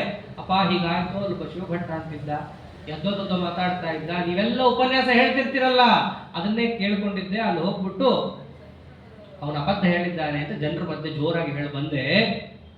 ಈಗ ನೀವೇ ಹೇಳ್ರಿ, ನಾ ಸರಿ ಹೇಳಿದ್ನೋ ತಪ್ಪು ಹೇಳಿದ್ನೋ? ಅದು ಅವ್ರ ಅಪ್ಪನ ಪರೀಕ್ಷೆ. ಜಾಸ್ತಿ ಮಾತಾಡಿದ್ರಲ್ಲ ಅವ್ರ ಅಪ್ಪಂದು ಕೂಡ ಖಂಡನೆ ಆಗ್ತಾ ಇತ್ತು. ಅವಾಗ ಅವ್ರು ಅಂತಾರೆ, ಇಲ್ಲಪ್ಪ ನಾನು ಸುತ ವಿತತಂ ಕಥಿತಂ ತ್ವಯೇತ್ಯಮುದೀರ್ಯ ಸವಿಸ್ಮಯವಸ್ಮರತ್. ಇಲ್ಲಪ್ಪ ನೀನು ಹೇಳಿದ್ದು ಬರೋಬ್ಬರಿ ಇದೆ, ವೇದವ್ಯಾಸ ದೇವರಿಗೆ ಸಮ್ಮತವಾದದ್ದು ನೀ ಹೇಳಿದ್ದೀಯಾ. ಯಾಕೆಂದ್ರೆ ಪುರಾಣದಲ್ಲಿ ಎತ್ತಿದ ಕೈ ಮಧ್ಯೆ ಭಟ್ಟರು. ಅವರಿಗೆ ಭಟ್ಟ ಅಂತ ಹೆಸರು ಬಂದಿದ್ದೇ ಅದಕ್ಕೆ. ವಿಜ್ಞಾತ ಭಾರತ ಪುರಾಣ ಮಹಾರಹಸ್ಯಂ ಎಂ ಭಟ್ಟ ಇತ್ಯಪಿ ವದಂತಿ ಜನಾವಿನೀತ. ಅವರಿಗೆ ಪುರಾಣ ರಹಸ್ಯ ಬಹಳ ಚೆನ್ನಾಗಿ ಗೊತ್ತಿದೆ. ಆದ್ದರಿಂದ ಮಗ ಹೇಳಿದ್ದನ್ನ ಕೇಳಿ ಎಷ್ಟು ಯುಕ್ತಿಯುಕ್ತವಾಗಿ ಮಾತಾಡ್ತಾ ಇದೆ ಕೂಸಿದು. ನನ್ನ ಮಗನಿಗೆ ಈ ಪ್ರತಿಭೆ ಅನ್ನೋದೇನಿದೆ, ಇದು ಭಗವಂತನ ಅನುಗ್ರಹದಿಂದಲೇ ಬಂದಿರುವುದು. ಅದು ಸತ್ಯನೂ ಹೌದು. ಮುಖ್ಯ ಪ್ರಾಣ ದೇವರಿಗೆ ಏನೇನಿದೆಯೋ ಅದು ಎಲ್ಲವೂ ಕೂಡ ಸಹಜ ಸಿದ್ಧವಾಗಿ ಸಾಕ್ಷಾತ್ ಭಗವಂತನಿಂದಲೇ ಬಂದವು. ಅದರಿಂದ ಮದದಿನಾಥ ದಯೋ ದಯಜೈತ್ಯಸು, ನಮ್ಮ ಕುಲದೇವರ ವಿಶೇಷವಾದ ಅನುಗ್ರಹ ಇವರ ಮೇಲಿದೆ. ಹೀಗೆ ಆಚಾರ್ಯರು ಪರವಾದಿಗಳು ಪ್ರವಚನದಲ್ಲಿದ್ದಾಗ ಹೇಗೆ ಮಾತಾಡಿದ್ರು. ಯಾವತ್ತೂ ಕೂಡ ನಮ್ಮ ಶಿಕ್ಷಣವೂ ಕೂಡ ಸಿಗುತ್ತೆ ನಮ್ಗೆ ಆಚಾರ್ಯರ ಚರಿತ್ರೆಯನ್ನು ನೋಡಿದಾಗ. ಜನರಲ್ಲಿ ಎರಡು ಥರ, ಒಬ್ಬರು ಸಾತ್ವಿಕರು, ಒಬ್ಬರು ಅಸಾತ್ವಿಕರು ಅಂತ. ಅಸಾತ್ವಿಕರು ಪ್ರವಚನ ಮಾಡಿದಾಗ ಪ್ರತಿಭಟಿಸಬೇಕಾದ ರೀತಿಯೇ ಒಂದು. ಸಾತ್ವಿಕರು ಪ್ರವಚನ ಮಾಡಬೇಕಾದ್ರೆ ಅವರು ಏನಾದರೂ ಕೂಡ ವಿಚಾರದಲ್ಲಿ ಏರುಪೇರು ಮಾಡಿದಾಗ ಪ್ರತಿಭಟಿಸಬೇಕಾದ ರೀತಿಯೇ ಇನ್ನೊಂದಿದೆ. ಎರಡನ್ನೂ ಪಂಡಿತಾಚಾರ್ಯರು ಚೆನ್ನಾಗಿ ತೋರಿಸ್ಕೊಡ್ತಾರೆ. ಅಸಾತ್ವಿಕರ ಪ್ರವಚನ ನಡಿಬೇಕಾದ್ರೆ ಆಚಾರ್ಯರು ಏನು ಮಾಡಿದ್ರು? ಎದುರ ಕೇಳಿದ್ರು, ನೀ ಹೇಳಿದ ಅಬದ್ಧ ಇದೆ, ತಿದ್ದುಗೋ, ಗೊತ್ತಿಲ್ಲ ನಾನು ಹೇಳ್ತೀನಿ, ಇದನ್ನು ತೋರಿಸಿದ್ರು. ಅದೇ ಕೆಲವೊಮ್ಮೆ ಸಾತ್ವಿಕರು ಪ್ರವಚನ ಮಾಡ್ತಾ ಇದ್ರು. ಯಾರು? ಸ್ವಯಂ ತಂದೆಯೇ ಪ್ರವಚನ ಮಾಡ್ತಾ ಇದ್ರು. ಅವರು ಕೂಡ ಪ್ರವಚನ ಮಾಡಬೇಕಾದ್ರೆ ಒಂದು ಪ್ರಸಂಗ, ಕಥಯತಾಂ ಪ್ರಥಮೇ ಕಥಯತ್ಯಲಂ ಸ್ವಜನಕೆ ಜನಸಂಘವೃತೆ ಕಥಾಂ ಸಕಲ ಲೋಕ ಮನೋನಯನೋತ್ಸವ ಚತುರಧೀಹಿ ಸಕದಾಚಿದವಾಚಯತ್. ಎಲ್ಲ ಜನ ಸೇರಿದ್ದಾರೆ. ಅವರಪ್ಪ ಪ್ರವಚನ ಮಾಡ್ತಾ ಇದ್ದಾರೆ. ಎದುರುಗಡೆ ಇವರು ಕೂತಿದ್ದಾರೆ. ಎಲ್ರಿಗೂ ಮದುವೆ ಭಟ್ರ ಕಡೆ ಲಕ್ಷಣೇ ಇಲ್ಲ, ಇವರನ್ನೇ ನೋಡ್ತಾ ಇದ್ದಾರೆ. ಒಂದು ಪುಟ್ಟ ಹುಡುಗ ಉಪನ್ಯಾಸ ಆಗ್ಬೇಕಾದ್ರೆ ಎದುರು ಕೂತಿದ್ರೆ ಎಲ್ಲರ ಕಣ್ಣು ಅಲ್ಲೇ ಇರುತ್ತೆ. ಈಗಲೂ ಅಷ್ಟೇ, ಯಾವಾಗಲೂ ಅಷ್ಟೇ. ಅದು ಅವರು ಭಕ್ತಿಯಿಂದ ಕೈ ಮುಕ್ಕೊಂಡು ಕೂತಿದ್ರಂತೂ ಮುಗಿದೇ ಹೋಯಿತು. ಅಂಥದ್ದು ಆಚಾರ್ಯರು ಹಾಗೆ ಕೂತಿದ್ದಾಗ ಎಲ್ರಿಗೂ ಸಕಲ ಲೋಕ ಮನೋ ನಯನೋತ್ಸವ, ಎಲ್ಲರ ಕಣ್ಣಿಗೆ ಹಬ್ಬ ಆಚಾರ್ಯರಲ್ಲಿದ್ದರೆ. ಅಂಥವರು ಅವ್ರ ತಂದೆ ಉಪನ್ಯಾಸ ಹೇಳಬೇಕಾದ್ರೆ ಒಂದು ಶಬ್ದಾರ್ಥವನ್ನು ಹಾರಿಸಿಬಿಡ್ತಾರೆ. ಎಷ್ಟೋ ಮರಗಳ ನಿರೂಪಣೆಯ ಪ್ರಸಂಗ ಇರುತ್ತೆ. ಪುರಾಣಗಳಲ್ಲಿ ಎಷ್ಟೊಂದು ರೀತಿ ಇದೆ. ಆಗಿನ ಕಾಲದಲ್ಲಿ ಹಂಗೆ ಹೇಳ್ತಾ ಇದ್ರು. ಈಗ ಹೇಳೋ ಆಚಾರಗಳ ಪುರಾಣ ಥರ ಪುರಾಣ ಅಲ್ಲದು. ಪ್ರತಿಯೊಂದು ಶ್ಲೋಕವನ್ನು ಹೇಳಬೇಕು, ಶ್ಲೋಕದ ಯಥಾರ್ಥವಾದ ಅರ್ಥವನ್ನು ಹೇಳಿ ಭಗವಂತನಿಗೆ ಅರ್ಪಣೆ ಮಾಡಬೇಕು. ಈಗ ಎಲ್ಲರೂ ಆಚಾರಗಳು ಹಂಗೆ ಹೇಳಿದ್ರೆ ಯಾರು ಆಚಾರೊಬ್ಬರೇ ಹೇಳೋರು ಇರ್ತಾರೆ, ಕೇಳೋರು ಇರೋದೇ ಇಲ್ಲ. ಆಚಾರ ಉಪನ್ಯಾಸ ಬೋರ್ ಅಂತ ಹೇಳ್ತಾರೆ, ಎದ್ದು ಬಿಡ್ತಾರೆ. ಆದ್ರೆ ಹಂಗಲ್ಲ. ಪ್ರತಿಯೊಂದು ಕೂಡ ಪದಾರ್ಥವನ್ನ ಕೇಳಬೇಕಾದದ್ದು ಕರ್ತವ್ಯ ಕ್ರಮ. ನಮ್ಮ ಆಚಾರ ಅದನ್ನೇ ಮಾಡಿದ್ದು. ಜೀವನದಲ್ಲಿ ಒಂದು ಸರ್ತಿನಾದರೂ ಭಾಗವತದ 18,000 ಶ್ಲೋಕವನ್ನ ಕಿವಿಯಾರೆ ಕೇಳಬೇಕು. ಪ್ರತಿ ಬಾರ ಪುರಾಷ್ಟ್ರಪತಿ ಕೇಳೇ ಬಿಟ್ಟಿವ್ರಿ ಅಂತ ಅನ್ನೋದಲ್ಲ. 18,000 ಶ್ಲೋಕ ಕೇಳಿದ್ದೀವ? ಕೇಳಿದ್ರೆ ಇನ್ನಷ್ಟು ಕೇಳ್ರಿ, ಪದಾರ್ಥವನ್ನ ಅರ್ಥ ಮಾಡ್ಕೊಳ್ರಿ. ಭಾಗವತದಲ್ಲೂ ಅದನ್ನೇ ಹೇಳಿರೋದು, ತತ್ ಶೃಣ್ವನ್ನ ವಿಪಠನ್ ವಿಚಾರಣ ಪರಹ ಭಕ್ತ್ಯಾಭಿಮುಖ್ಯೇಂದ್ರ ಅಂತಿದೆ. ಅದೇ ಭಾಗವತ ತಾನೇ ರೀ, ಅದೇ ಕೃಷ್ಣನೇ ತಾನೆ, ವಸುದೇವನಿಗೆ ತಾನೇ ಹುಟ್ಟೋದು, ಬೇರೆಯವ್ರಿಗೆಲ್ಲ ತಾನೆ. ಅದೇ ಶಂಖಚಕ್ರ ಗದಾ ಧಾರಣೆ ತಾನೆ, ಪಾಂಡವರಿಗೆ ತಾನೇ ಅನುಗ್ರಹ ಮಾಡೋದು. ಕೇಳಿದೀವಿ ನಾವು, ಆಚಾರ್ಯ ಹೇಳಿದ್ದಾರೆ, 20 ವರ್ಷದಿಂದ ಕೇಳ್ಕೊಂಡ್ ಬಂದಿದ್ದೀವಿ. ಹೌದು, ಭಾಗವತದ ಶ್ಲೋಕ ಕೇಳಿದ್ದೀರಾ? ಆ ದಶಮ ಸ್ಕಂದದ ಪ್ರತಿಯೊಂದು ಶ್ಲೋಕ ಕೇಳಿದ್ದೀರಾ? ಆ 12 ಸ್ಕಂದದ ಪ್ರತಿಯೊಂದು ಶ್ಲೋಕವನ್ನು ಕೇಳಿದ್ದೀರಾ? ಕೇಳಿದ್ದೀವಿ. ಕೇಳಿದ್ರೆ ಆ ಪ್ರತಿಯೊಂದು ಶ್ಲೋಕದ ಪದಾರ್ಥವನ್ನು ಸರಿಯಾಗಿ ಕೇಳಿದ್ದೀರಾ? ಹೇಳಿ ನೋಡೋಣ ಗಟ್ಟಿಯಾಗಿ. ಕೇಳಿದ್ದೀವಿ ಅಂತ ಇವಾಗ ಆಗಲ್ಲ, ಅದನ್ನು ಮಾಡಬೇಕು. ಅದು ನಿಜವಾದ ಸಾಧನ. ಅದು ಹಿಂದಿನ ಕಾಲದಲ್ಲಿ ಹಾಗಿದ್ರು ಮತಿಗೆಯ ಭಟ್ಟರು ಪ್ರತಿಯೊಂದು ಶ್ಲೋಕವನ್ನು ಹೇಳಿ ಅದರ ಅರ್ಥವನ್ನು ಹೇಳಿ ಆಮೇಲೆ ಕೃಷ್ಣಾರ್ಪಣ ವಸ್ತು ಹೇಳೋಷ್ಟು ದೊಡ್ಡ ಅಧಿಕಾರಿಗಳು. ಅಂಥ ಪ್ರಸಂಗದಲ್ಲಿ ಅಂಥವ್ರು ಹಂಗೆ ಹೇಳಿದ್ರು ಅಂತ ಎದುರುಗಡೆ ಆಚಾರ್ಯ ಅಂತವ್ರು ಬಂದು ಕೂತರು. ಅವರಷ್ಟು ಶ್ರದ್ಧೆಯಿಂದ ಪ್ರತಿಯೊಂದು ಶ್ಲೋಕವನ್ನು ಹಿಡಿದು ಅರ್ಥವನ್ನು ಹೇಳಿ ಭಗವಂತನಿಗೆ ಅರ್ಪಣೆ ಮಾಡಿದ್ರೆ ಎದುರಿಗೆ ಯಾರು ಬಂದು ಕೂಡ್ತಾರೆ? ಆಚಾರ್ಯರು ಬಂದು ಕೂಡ್ತಾರೆ. ದೊಡ್ಡವ್ರ ಸನ್ನಿಧಾನ ಅವಾಗ ಬರುತ್ತೆ. ಅದರಂತೆ ಅವರು ಕೂತು ಹೇಳಬೇಕಾದ್ರೆ ಒಂದು ಶಬ್ದಾರ್ಥದ ವಿವರಣೆ ಕೊಡೋದೇ ಇಲ್ಲ. ಲಿಕುಚ ಅಂತ ಒಂದು ಶಬ್ದ, ಎಷ್ಟೋ ಮರಗಳ ಹೆಸರು ಬರುತ್ತೆ, ಅದನ್ನು ಹೇಳ್ತಾರೆ. ಲಿಕುಚ ಅನ್ನೋದು ಬಂದಾಗ ಹೇಳೋದೇ ಇಲ್ಲ, ಮುಂದಕ್ಕೆ ಹೋಗ್ಬಿಡ್ತಾರೆ. ಕೇಳೋ ಜನರಿಗೆ ಎಷ್ಟಿರುತ್ತೆ? ಹೇಳ್ಕೊಂಡು ಹೋಗ್ತಾ ಇರ್ತಾರೆ ಆಚಾರ ಅಂತ ಹೇಳಿ ಅವರು ಬಿಟ್ಟೇ ಬಿಡ್ತಾರೆ. ಆದ್ರೆ ಎದುರು ಕೂತವ್ರು ಆಚಾರ ಅಂತಿಂತ ಆಚಾರ. ಅವ್ರು ಹೋದ್ರು, ಅಪ್ಪನ ಕೂತಿದ್ರು ಎದುರಿಗೆ, ಸ್ವಲ್ಪ ಪಕ್ಕಕ್ಕೆ ಹೋಗಿ, ಅಪ್ಪ ಲಿಕುಚ ಅನ್ನೋ ಶಬ್ದಾರ್ಥ ಹೇಳಲೇ ಇಲ್ಲ, ಬರೀ ಲಿಕುಚ ಅಂತ ಅಷ್ಟೇ ಹೇಳ್ಬಿಟ್ರಿ, ಅದರ ಅರ್ಥ ಹೇಳಲೇ ಇಲ್ವಲ್ಲ. ಮೊದಲು ಹೇಳಿದ್ರು, ಕಿವಿ ಹತ್ರ ಹೋಗಿ, ಯಾಕೆ ಸಾತ್ವಿಕರು ಹೇಳ್ತಾ ಇದ್ದಾಗ ಅದಕ್ಕೊಂದು ಕ್ರಮ ಇದೆ, ರೀತಿ ನೀತಿ ಇದೆ, ಹಂಗೆ ಹೇಳಬೇಕು. ಎದ್ದು ಬಿಟ್ಟು ಹೋಗಿ ಹೇಳಿಲ್ಲ ನೀವು, ಹೀಗೆಲ್ಲ ಮಾಡಬಾರ್ದು. ಅದರಂತೆ ತಾವು ಹೋಗಿ ಮೊದಲು ಹೇಳ್ತಾರೆ. ಅವಾಗ ಹೇಳಿದಾಗ ಅವರಪ್ಪ ಕಿವಿಗೆ ಹಾಕೊಳ್ಳೋಲ್ಲ. ಇವನ್ ಬಂದು ಹೇಳ್ದಾಗ ಮುಂದೇನು ಕೇಳೋದು ಅಂದ್ರೆ ಹಂಗೆ ಮುಂದೆ ನಡೆದು ಬಿಡ್ತಾರೆ. ಒಂದು ಚಾನ್ಸ್ ಕೊಟ್ಟರು ಮುಖ್ಯ ಪ್ರಾಣದರು, ಗೌರವಯುತವಾಗಿ ಕೊಟ್ಟರು. ಹೇಳಬೇಕಿತ್ತವಾಗ ಏನು, ಕಡೆ ಪಕ್ಷ ನನ್ಗೆ ಗೊತ್ತಿಲ್ಲಪ್ಪ, ನೋಡಿ ಹೇಳ್ತೀನಿ, ಇದು ಕ್ರಮ. ಅದನ್ನು ಬಿಟ್ಟೇ ಬಿಟ್ರು. ಆಚಾರ್ಯರು ಕ್ರಮವತ್ತಾಗಿ ಬಂದು ಕಿವಿಯಲ್ಲಿ ಹೇಳಿದ್ರೆ ಇವರು ಕ್ರಮವತ್ತಾಗಿ ಅದನ್ನು ನೋಡಿ ಹೇಳ್ತೀನಪ್ಪ, ನನ್ಗೆ ಗೊತ್ತಿಲ್ಲ ಅಂತ ಹೇಳಬೇಕಿತ್ತು. ಅದು ಬಿಟ್ಟು ಅವದತಿ ಪಿತರ್ಯಪಿ ಚೋದಿತೆ ಚೋದಿತೆ, ಹೇಳಪ್ಪ ಇದಕ್ಕೆ ಅರ್ಥ ಅಂತ ಕೇಳಿದ್ರು ಯಾವಾಗ ಹೇಳಲಿಲ್ಲ. ಅವಾಗ ಜನರು ಕೇಳಿದ್ರು, ಆ ಹುಡುಗ ಏನ್ ಕೇಳ್ದ? ಬಂತಲ್ಲ ಎಲ್ಲ ಭಂಡಾರ ಹೊರಗೆ. ಆ ಹುಡುಗ ಏನು ಕೇಳ್ದ? ಇಲ್ಲ, ಆ ಹುಡುಗ ಲಿಕುಚ ಅಂದ್ರೆ ಏನು ಅಂತ ಕೇಳ್ದ. ಅವಾಗ ಜನರ ಕುತೂಹಲ ಹತ್ತು ಬಿಡ್ತು. ಪ್ರತಿ ಸುಶು ತತ್ರ ಜನೇಶ್ವಪಿ. ಹುಡುಗ ಕೇಳದ್ನ ಅಂದ್ರೆ ಹುಡುಗ ಗುರುತಿಸ್ದ ಇವ್ರು ಏನು ಹಾರಿಸಿದ್ರು ಅಂತ. ನಾವು ಗುರುತಿಸ್ಲಿಲ್ವಲ್ಲ. ಅಂದ್ರೆ ಆ ಹುಡುಗ ಎಷ್ಟು ಏಕಾಗ್ರವಾಗಿ ಕೂತಿದ್ದ ಎದುರುಗಡೆ. ಆ ಹುಡುಗ ಕೇಳ್ತಾ ಇದ್ದಾನೆ ಅಂದ್ರೆ ಅದರ ಅರ್ಥ ಏನು ಅಂತ ಕೇಳ್ತಾರೆ. ಮತ್ತೆ ಮದುವೆ ಬಿಟ್ಟರು ಗೊತ್ತಿಲ್ಲ. ತಕ್ಷಣ ಇವರೇನ್ ಮಾಡ್ತಾರೆ, ಅಪ್ಪನಿಗೆ ಅವಮಾನ ಆಗಬಾರ್ದು ಅಂತ ಹೇಳಿ ಮೊದಲು ತಾವೇ ಹೇಳ್ಬಿಡ್ತಾರೆ. ಅಯಮುದೀರ್ಯ ತದರ್ಥಮವಾಪ್ತವಾನ್ ಪರಿಷದೋಖ್ಯ ಸಮಾನ ಸುಮಾನನಾಂ. ಸಜ್ಜನರಿಗೆ ಅಜ್ಞಾನವನ್ನು ಪರಿಹಾರನೂ ಮಾಡ್ತಾರೆ, ತಪ್ಪು ಮಾಡಿದಾಗ ದಾರಿಗೆ ತರ್ತಾರೆ, ಅವರಿಗೆ ಗೌರವವನ್ನು ಕೊಡಿಸ್ತಾರೆ, ಅವರಿಗೆ ಅಪಮಾನವನ್ನು ತಪ್ಪಿಸ್ತಾರೆ ಅಂತಿದ್ರೆ ಅವರು ಒಬ್ಬರೇ ಜಗತ್ತಿನಲ್ಲಿ. ಅದು ಆನಂದ ತೀರ್ಥ ಭಗವತ್ಪಾದಾಚಾರ್ಯರು ಮಾತ್ರ. ಸಾತ್ವಿಕರಿಗೆ ಹೇಗೆ ಅನುಗ್ರಹ ಮಾಡ್ತಾರೆ, ಅಪ್ಪನಿಗೆ ಅವಮಾನ ಆಗಬಾರ್ದು ಅಂತ ಹೇಳಿ ತಾವೇ ಹೇಳ್ಬಿಡ್ತಾರೆ. ಅದರ ಅರ್ಥ ಏನು? ಲಿಕುಚ ಅಂದ್ರೆ ಬೇರೆ ಏನಲ್ಲ, ಲಿಕುಚ ಅಂದ್ರೆ ಹೆಬ್ಬಲಸು. ಈ ಅರ್ಥವನ್ನ ಜಗತ್ತಿನ ಮುಂದೆ ಹೇಳಿ ಎಲ್ಲರೂ ಕೂಡ ಆ ಹುಡುಗನ ಎತ್ತುಕೊಂಡು ಮುದ್ದಾಡಬೇಕು. ಎರಡು ದೃಷ್ಟಿಯಿಂದ. ಒಂದು, ಅವರ ಅಪ್ಪನಿಗೂ ಖುಷಿ ಆಯ್ತು, ಅಲ್ಲ ಎಷ್ಟು ವಿನೀತ, ಎಷ್ಟು ನನ್ನನ್ನು ಎತ್ತಿಡ್ದ, ಜಗತ್ತಿನ ಮುಂದೆ ಏನ್ ಬೇಕಾದ್ರೂ ಮಾಡ್ಬೋದಿತ್ತು, ನಿಂಗೆ ಗೊತ್ತಿಲ್ಲ ತಾನೆ, ನಾನು ಹೇಳ್ತೀನಿ ನೋಡು, ಹಿಂಗೂ ಹೇಳ್ಬೋದಿತ್ತು. ಅದರ ಆಚಾರ ಹಂಗೆ ಮಾಡಲ್ಲ. ಏನು ಅಂತ ಕೇಳಿದ ತಕ್ಷಣ ತಾವೇ ಹೇಳ್ಬಿಡ್ತಾರೆ. ಇದೊಂದು ಕ್ರಮವನ್ನ ಆಚಾರ್ಯರು ತೋರಿಸ್ತಾ ವಿವಿಧವಾದ ಲೀಲೆ ಆಚಾರ್ಯರು ತೋರಿಸಿದ್ದಲ್ಲಿ. ಈಗ ಇಷ್ಟೇ ಅಲ್ಲ, ಅವ್ರು ಒಂದ್ಸರ್ತಿ ಏನಾಗುತ್ತೆ ಮನೆಯಲ್ಲಿ, ಮಧ್ವಿಜಯದಲ್ಲಿ ಇಲ್ಲ ಈ ಕಥೆ, ಸಂಪ್ರದಾಯ ಪದ್ಧತಿಯಲ್ಲಿ ಋಷಿಕೇಶ ತೀರ್ಥರು ಒಂದು ಕಥೆಯನ್ನು ದಾಖಲು ಮಾಡ್ತಾರೆ. ಎಷ್ಟೋ ಕಥೆ ಇದೆ ಅದರಲ್ಲಿ. ಒಂದು, ಪ್ರತಿನಿತ್ಯ 4 ತೀರ್ಥದಲ್ಲಿ ಸ್ನಾನ ಮಾಡಿ ಬರೋದು ಮದ್ದಿಗೆ ಭಟ್ಟರ ದಿನಚರಿ. ಅಷ್ಟು ತಪಸ್ವಿಗಳು. ಒಂದು ದಿವಸ ಹೋಗ್ಲಿಕ್ಕೆ ಆಗೋದೇ ಇಲ್ಲ. ಹೋಗಕ್ಕಾಗ್ತಿಲ್ಲ ಅಂತ ಅವ್ರು ಹೇಳಿದಾಗ ಆಚಾರ್ಯರು ಏನ್ ಮಾಡ್ತಾರೆ, ಒಂದು ಕಡ್ಡಿಯಿಂದ ಗೀರಿ ಇಲ್ಲೇ ಸ್ನಾನ ಮಾಡು, ತೀರ್ಥ ಇದೆ ಅಂತ ಹೇಳ್ಬಿಡ್ತಾರೆ. 4 ತೀರ್ಥದಲ್ಲಿ ಸ್ನಾನ ಮಾಡಿದ್ರೆ ಏನು ಪುಣ್ಯನೋ ಇಲ್ಲಿ ಮಾಡಬಾ, ಆ ಪುಣ್ಯ ನಿಂಗೆ ಇಲ್ಲಿ ಬರುತ್ತೆ. ಅದೇನೆ ವಾಸುದೇವ ತೀರ್ಥ ಅಂತ. ಅಂಥದ್ದು ಒಂದು ಕಥೆ. ಅದರಂತೆ ಇನ್ನೊಂದು ಇನ್ನೂ ಚೆನ್ನಾಗಿದೆ. ಇವ್ರೇನ್ ಮಾಡ್ತಿರ್ತಾರೆ, ಚಿಕ್ಕ ಹುಡುಗರು ಇದ್ದಾಗ, ಅಪ್ಪ ನಾನು ವೈಷ್ಣವ ಮತ ಸ್ಥಾಪನೆ ಮಾಡ್ತೀನಿ ಅಂತಾರೆ ಒಂದ್ಸಲ. ಅವರು ಮದ್ದಿಗೆ ಭಟ್ರು ಅದ್ವೈತಿಗಳ ಮಧ್ಯೆ ಇದ್ದು ಅವ್ರು ಅನ್ನೋದನ್ನ ಕೇಳಿ ಸಾಕಾಗಿ ಹೋಗಿತ್ತು ಅವ್ರಿಗೆ.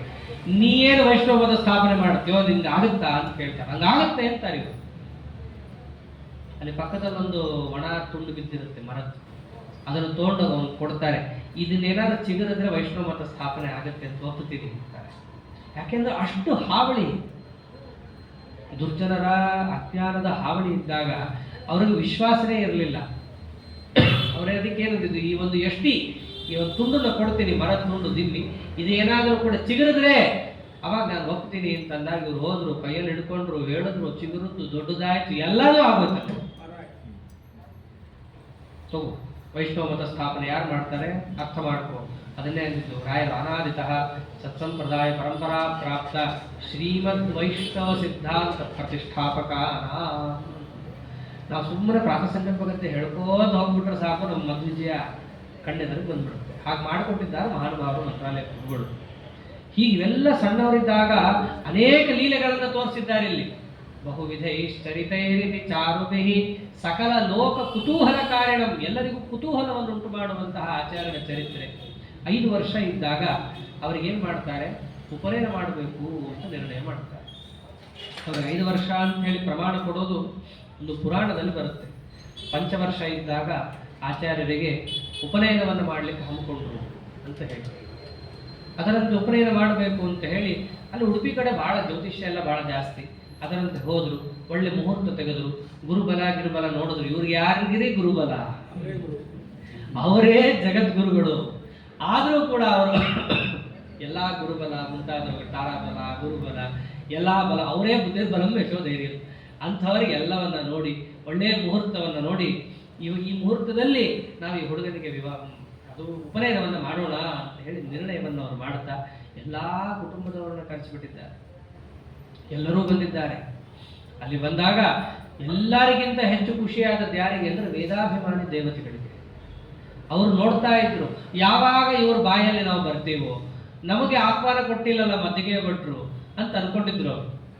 ಎಲ್ಲರಿಗೂ ಹೋಗಿ ಆಹ್ವಾನ ಕೊಡ್ತಾ ಇದ್ರು ಅವರು, ನೀವು ಬರ್ರಿ ಅಂತ. ಆದ್ರೆ ಎಲ್ಲರಿಗಿಂತ ಫಸ್ಟ್ ಬರಬೇಕು ಅಂತ ಯಾರಿಗೆ? ವೇದಾಭಿಮಾನಿ ದೇವತೆಗಳಿಗೆ. ನಾವು ಇವ್ರ ಬಾಯಿಗೆ ಯಾವಾಗ ಬರ್ತೀವಪ್ಪ, ಇವ್ರ ಬಾಯಲ್ಲಿ ನಾವು ಯಾವಾಗ ನಲಿತೀವಿ, ಹೀಗೆ ಅವರೆಲ್ಲರೂ ಕೂಡ ಕಾಯ್ತಾ ಇದ್ರು. ಮದ್ದಿಗೆ ಭಟ್ರು ಉಪನಯನ ಅಂತ ಹಮ್ಮಿಕೊಂಡ ತಕ್ಷಣ ಫಸ್ಟ್ ಅವ್ರಿಗೆ ಖುಷಿ ಆಯ್ತು, ನಾವು ಬರ್ತೀವಂತ. ನಮ್ಮನ್ನು ಹೇಗೋ ನಡೆಸ್ಕೊಂಡ್ಬಿಟ್ಟಿದ್ದಾರೆ ಜಗತ್ತಲ್ಲಿ, ಇವ್ರ ಬಾಯಲ್ಲಿ ಬಂದು ನಾವು ಪುನೀತರಾಗ್ತೀವಿ.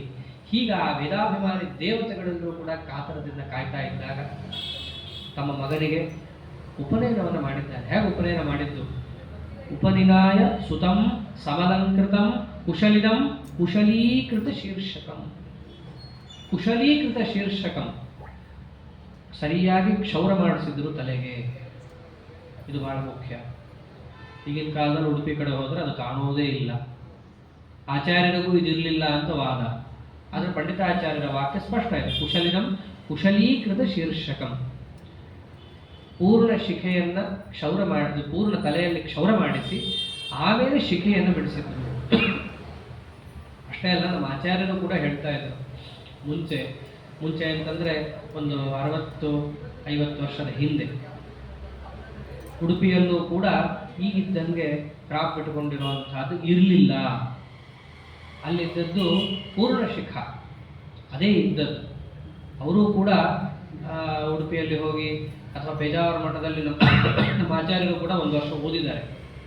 ಪೂರ್ಣಪ್ರಜ್ಞೆ ವಿದ್ಯಾಪೀಠದ ಆರಂಭ ಆಗಿ 2ನೇ ಬ್ಯಾಚ್ ಸೇರ್ಕೊಳ್ತಲ್ಲ, ಅದ್ರಲ್ಲಿ ನಮ್ಮ ಆಚಾರ್ಯ ಕೂಡ ಇತ್ತು. ಅವಾಗ ಉಡುಪಿಗೆಲ್ಲ ಹೋದಾಗ ಅವರೇ ನೋಡಿತ್ತು. ಅವಾಗೆಲ್ಲ ಈಗಿರೋ ಹಾಗೆಲ್ಲ ಕೇಶವ ವಿನ್ಯಾಸಗಳೆಲ್ಲ ಇರಲಿಲ್ಲ. ಅವಾಗಿದ್ದ ರೀತಿ ಈಗ ಹೇಗೆ ಬೇರೆ ಕಡೆ ಎಲ್ಲ ನೋಡುತ್ತೀರೋ ಆ ರೀತಿ ಇರಲಿಲ್ಲ. ಪೂರ್ಣ ಶಿಖ, ಕ್ರಾಪು ಜುಟ್ಟು ಒಟ್ಟಿಗೆ ಸೇರಿದ್ದಿಲ್ಲ. ಅವೆಲ್ಲ ಆಮೇಲೆ ಬಂದಂತಹದ್ದು. ಆ ಬಂದದ್ದನ್ನೇ ಕೂಡ ಮಧ್ವಿಜಯಕ್ಕೂ ಯಥಾಕ್ರಮ. ಮಧ್ವಿಜಯದಲ್ಲಿ ಏನು ಹೇಳಿದ್ರು?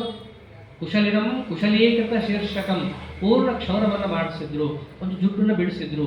ಇದೇ ಈಗಲೂ ಕೂಡ ಎಲ್ಲ ಕಡೆ ಉಪನಯನ ಮಾಡಬೇಕಾದ್ರೆ ಮಾಡುವಂಥ ಆಚಾರಗಳು. ಹೀಗೆ ಉಪನಯನವನ್ನ ಆ ಮದ್ದಿಗೆ ಭಟ್ಟರು ಮಾಡಿಸಿದ ಮೇಲೆ ಏನ್ ಮಾಡ್ಬೇಕು ಹುಡುಗ? ಉಪನಯನ ಕೂಡಲೇ ಸ್ಕೂಲ್ಗೆ ಹೋಗ್ಬಿಡ್ತಾರೆ. ತಪ್ಪು. ಉಪನಯನದ ಪ್ರಕ್ರಿಯೆಯನ್ನು ಅರ್ಥ ಮಾಡಿಕೊಂಡವರು ಉಪನಯನದಲ್ಲಿ ಹೇಳುವ ಮಂತ್ರದ ಸ್ವಲ್ಪ ಅರ್ಥ ಪರಿಜ್ಞಾನ ಉಳ್ಳವರು ಕೂಡ ಮಕ್ಕಳನ್ನು ಸ್ಕೂಲಿಗೆ ಕಳಿಸಲ್ಲ. ಅಲ್ಲಿ ಎಷ್ಟು ಕ್ರಮ ಇದೆ ಉಪನಯನದಲ್ಲಿ. ಅಲ್ಲಿ ವೇದಗ್ರಹಣ ಅಂತಿರುತ್ತೆ, ಶಾಸ್ತ್ರಗ್ರಹಣ ಅಂತಿರುತ್ತೆ. ಅದನ್ನು ಮಾಡ್ತೀನಿ ಅಂತ ಆ ಹುಡುಗನ ಕೈಲಿ ಪ್ರತಿಜ್ಞೆ ಮಾಡಿಸ್ತಾರೆ. ಇವೆಲ್ಲ ಇರುತ್ತಲ್ಲಿ. ಯಾವ ಖಬರೇ ಇಲ್ಲ.